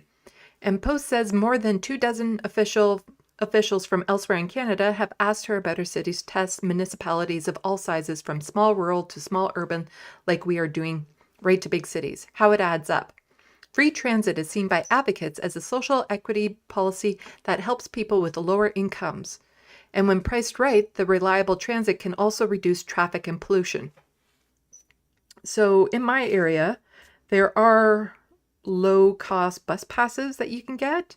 So people who are on disability, CPP, things like that, there's a low-cost bus pass, which is still too much. But the thing is that there's only a finite amount of them. So when you get one, even if you have a good year, you don't want to let go of it. So even if you have a year where you make enough money where you feel guilty keeping it, you don't want to let go of it, because the instant you let go of it, you get put to the bottom of the wait list. And there's a lot of people waiting. And so if you don't know if your next year you're going to need it. So it is, they only have a finite amount. So it's supposed to just, you can prove to us that you're low income, fine, you get these low income bus passes. Nope, it's just we have the set amount, and if you don't get one of those, you have to pay the full amount, which you probably can't afford. Orangeville isn't the first city in Canada to offer free transit for everyone, but there is but it is the largest. Canmore, Alberta, population 17,000, went fare-free in 2022 after a few years of testing it out in the summer. Mont-Tremblant in Quebec, 11,000, started its free transit program in 2019. Orangeville is twice the size of Canmore, and before going fare-free, about 100,000 riders a year used the 3 routes of the bus system. In 2023, the free transit began. It had 225,000 riders, and it's on track for more than 260,000 this year. The budget of Orangeville Transit is almost $1.2 million a year, and in 2019, the last year for which the data is available, fare revenue accounted for about 150,000. So, you know, the city is still paying for it, and really the fares, just a fraction of the overall cost of it. And so for losing out on that 150,000, you do a boom for the local economy by having people be able to go on transit for free. So they might be able to go to the downtown area when maybe they weren't planning to, or they become more sociable. They can get to work easier. There's less people having to pay for taxis or something of that sort. And so then that's more money being put into the local economy. Since collecting fares costs up to $80,000 a year, Orangeville decided it made sense to cover that small portion of the transit budget another way. So, revenue. Okay, yeah. We are always trying to find ways to improve our road and networks for vehicles. Suppose we invest in a car culture, we need to invest in a transit culture. What riders say. Post says researching free transit included speaking with local food bank users who said not having to pay for fares made the difference of being able to get bread and milk. In addition to residents with low incomes, she said the program helps seniors get to medical appointments and more social outings, and young people get to school and part-time jobs. Riding the city's green route, Vivian Petto says she's grateful she can get to appointments and to her son's school and activities for free. I can't do that unless I have transit, she says. We go all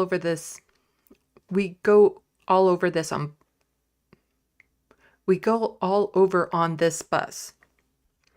The same bus that person was visiting Orangeville from nearby Brampton. I find it amazing, he told CBC News. The city I'm from is expensive to travel on the bus. Several of the U.S. cities with fare-free transit are quite a bit larger than Orangeville, including these places. In Canada, advocates and local politicians have pushed for free transit in cities like Ottawa, Winnipeg, and Victoria. My cat is up to no good. In recent BC election, the Green Party promised free transit province-wide if elected, and in the upcoming Nova Scotia election, the Liberals say they'll make transit free if they win. So could free transit work in bigger cities here? This person, CEO of Left Turn Right Turn, a transit consulted. It's too late for me to say these things.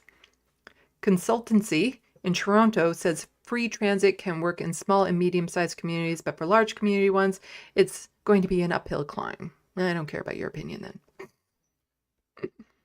Anyway, just wanted to.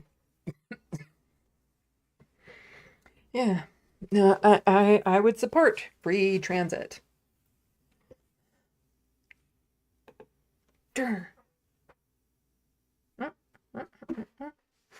Link below, buy my book.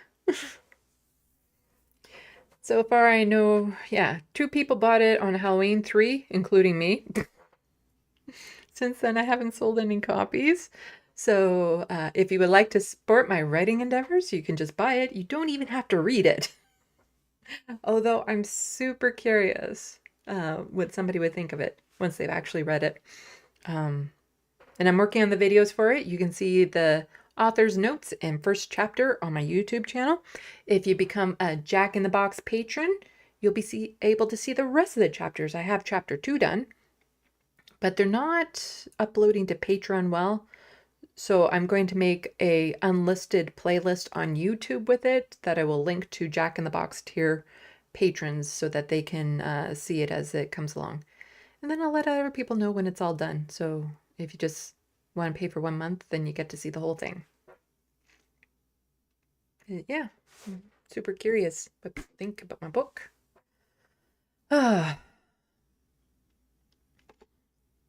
Ravana will hopefully be coming on my stream sometime over the next week to talk gender and politics and Donald Trump. It'll be an interesting conversation for sure. And yeah, I would love to get on like bigger channels. I don't know, some bigger channels it would be really nice if I could get on like certain bigger channels to talk about the upcoming election in Canada. I don't know if I have any in mind. Of course, I would love to get onto the Majority Report to talk about the upcoming election in Canada. But in order for that to happen, I need your help. Because they get tons of messages and stuff, and I probably just get lost in the noise. But if people start IMing the show, especially if you're a regular IMer, and say, you know what, it'd be like super great to get Sandy from Left of the Box on to talk about the Canadian election, that would really help my cause. Because the Canadian audience to the Majority Report, far bigger than my audience in total. So I would really like the opportunity to get my message out to more Canadians about what can be done, what to be expected, and how to organize here in Canada. And just talking about the similarities between the United States and Canada when it comes to this fascistic takeover that's happening. Right, I was going to check the sandbox.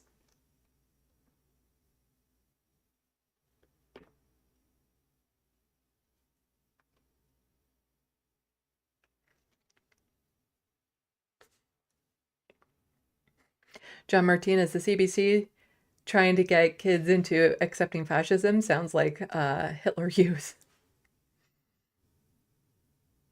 Grand Theft Autobot, this is brought to you by the number 7M43. Grand Theft Autobot and the letter F. Do you know any words that begin with F? That's right. Freedom.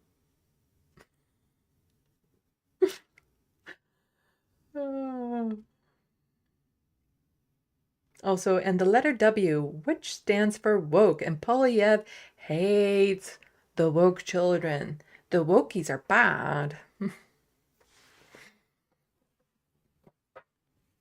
John Martinez, so they will have the freedom to shove a blow dryer up their nose to get rid of COVID-19. Nice. Yes, that was actually a thing that a conservative candidate in the BC Conservative Party, who got elected, by the way, posted as a possible cure to COVID is to point a blow dryer up your nose.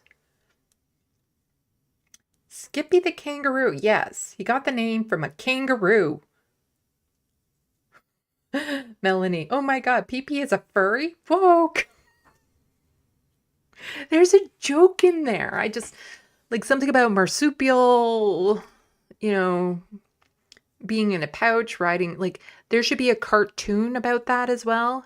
Seeing Polyev in the pouch of like the right wing or something. Like, gotta get the letter hack on that. Gotta get the letter hack on that.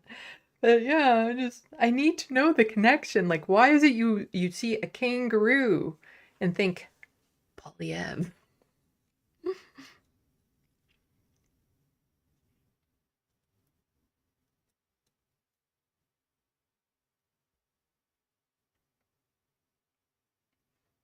Hunger Games 1989. It's pronounced shithead.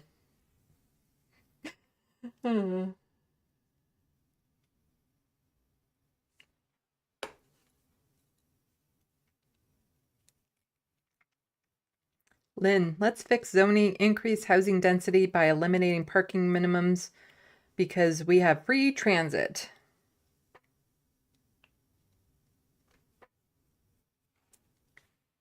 John Martinez, try and hit up Farron Cousins. He could possibly help. He always looks out for his fellow progressives. Does he have people on his show? I know of him, but I haven't watched his content. I used to watch a couple of his Oh, that thing that Sam Cedar was involved with.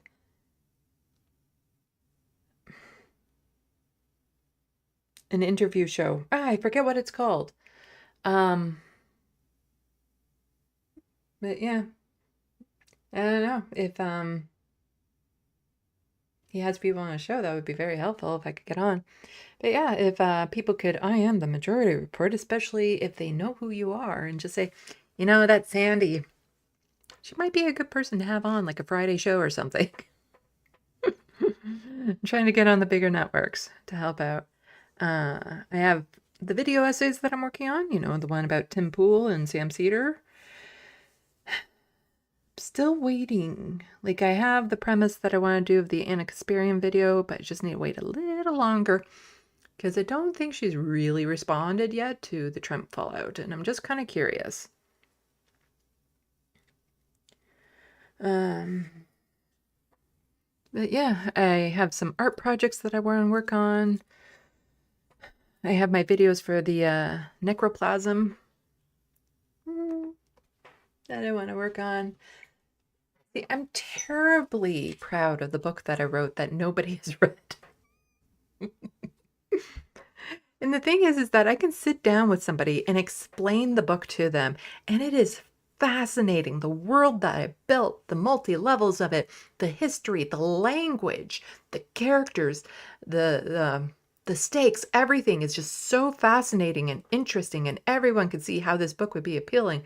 But I don't know if I actually did a good job telling the story of this world I built.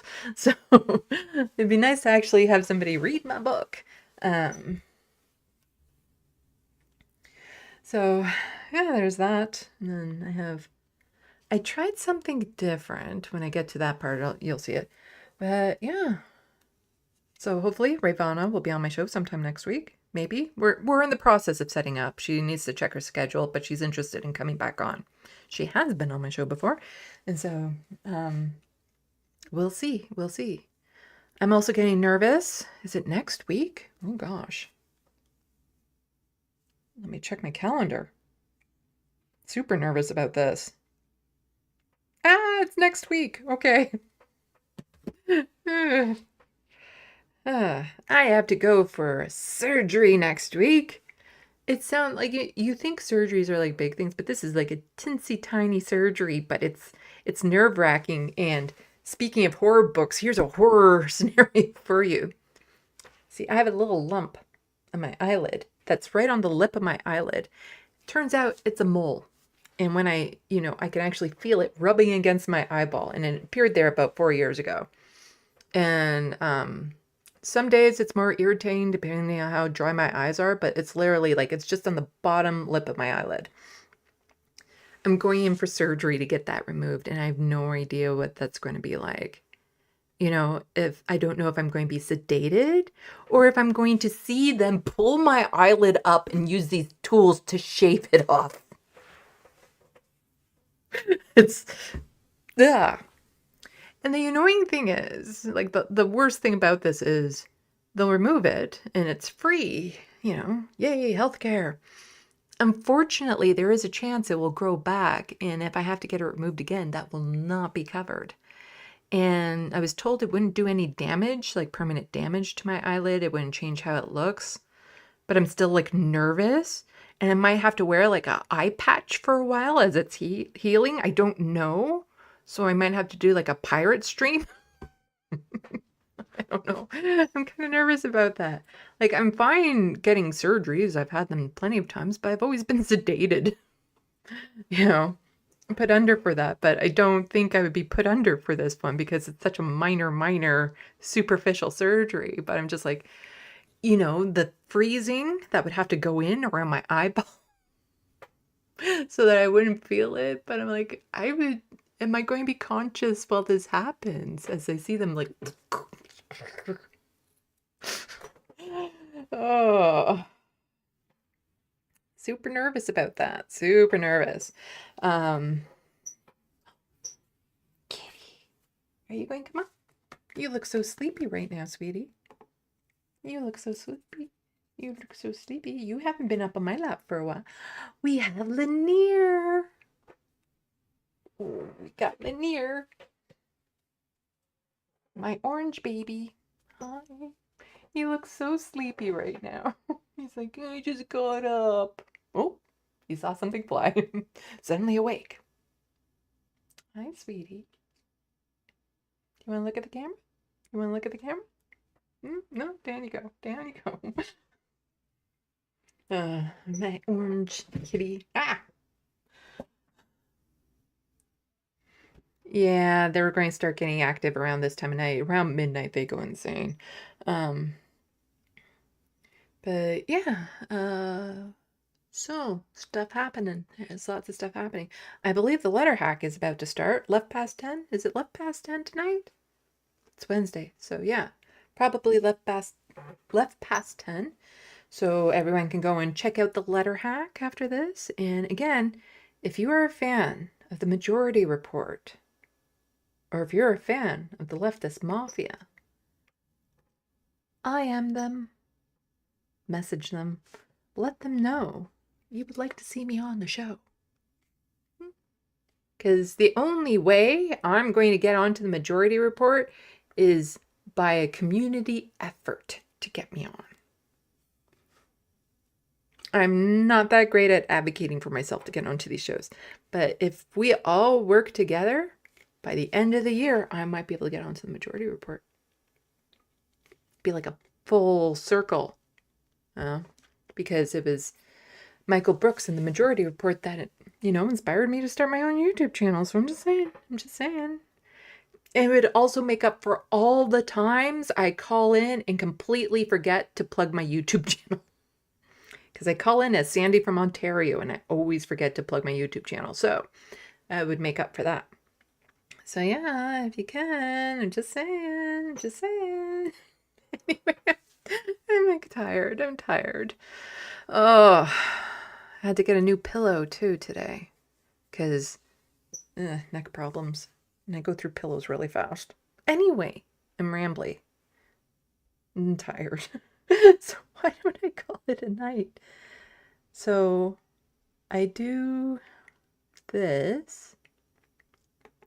And I get that they're not that easy to see. Oops, not that one. This one. So I've done this.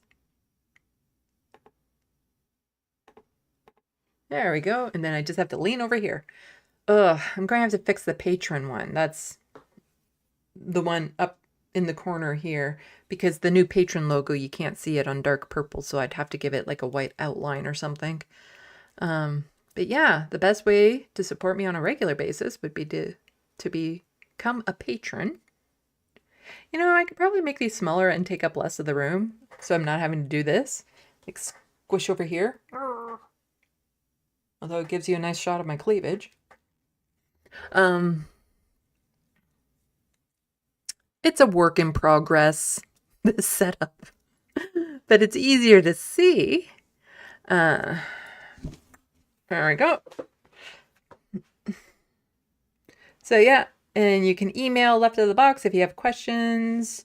I've been getting a lot of new followers on my Blue Sky account. Unfortunately, it's on the wrong It's on the SandeeLovas one because that's the one I started with. So if you are on Blue Sky or on the Hostile Fart Sauna, please be sure to follow my Left of the Box accounts as well, because I'd really like to eventually be able to separate my channel content from like just other random stuff that I want to do. Also, you can check out my art at SandeeLovas.com. I want to get a few more pictures done and then post them there. I still haven't made any sales from my art. Don't know if I ever will. At this point, I'm just making the web page and, going through the costs of getting them scanned and printable and stuff for my own prestige at this point, or my own security, so that if something happens to the original, I can at least get a print of my own work.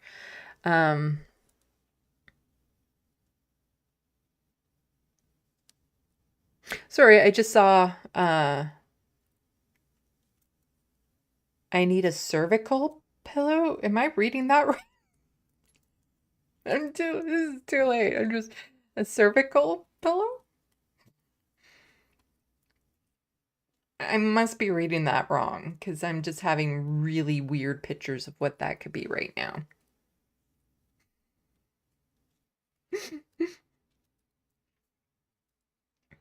And Looney Tunes 9000 says, 1 hour later, Sandy forgot to end the live stream. I haven't forgotten. But I do have pillows on my Amazon wish list, which is linked in the description box below, for people to, if you just have like a little bit of money that you'd like to help out. But yeah, in the description box, there's all the ways that you can help me out in all the different ways. I'm toast. I am done.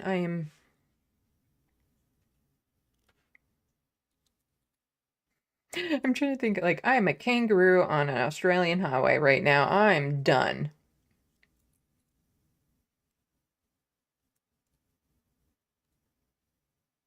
Mudbud, cervical spine, your neck.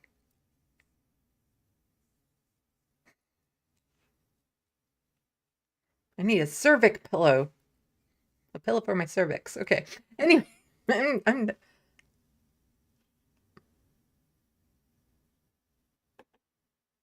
Salut, à la prochaine. Thank you for watching and stay tuned. I'm Sandy, wishing your tomorrow is better than your today.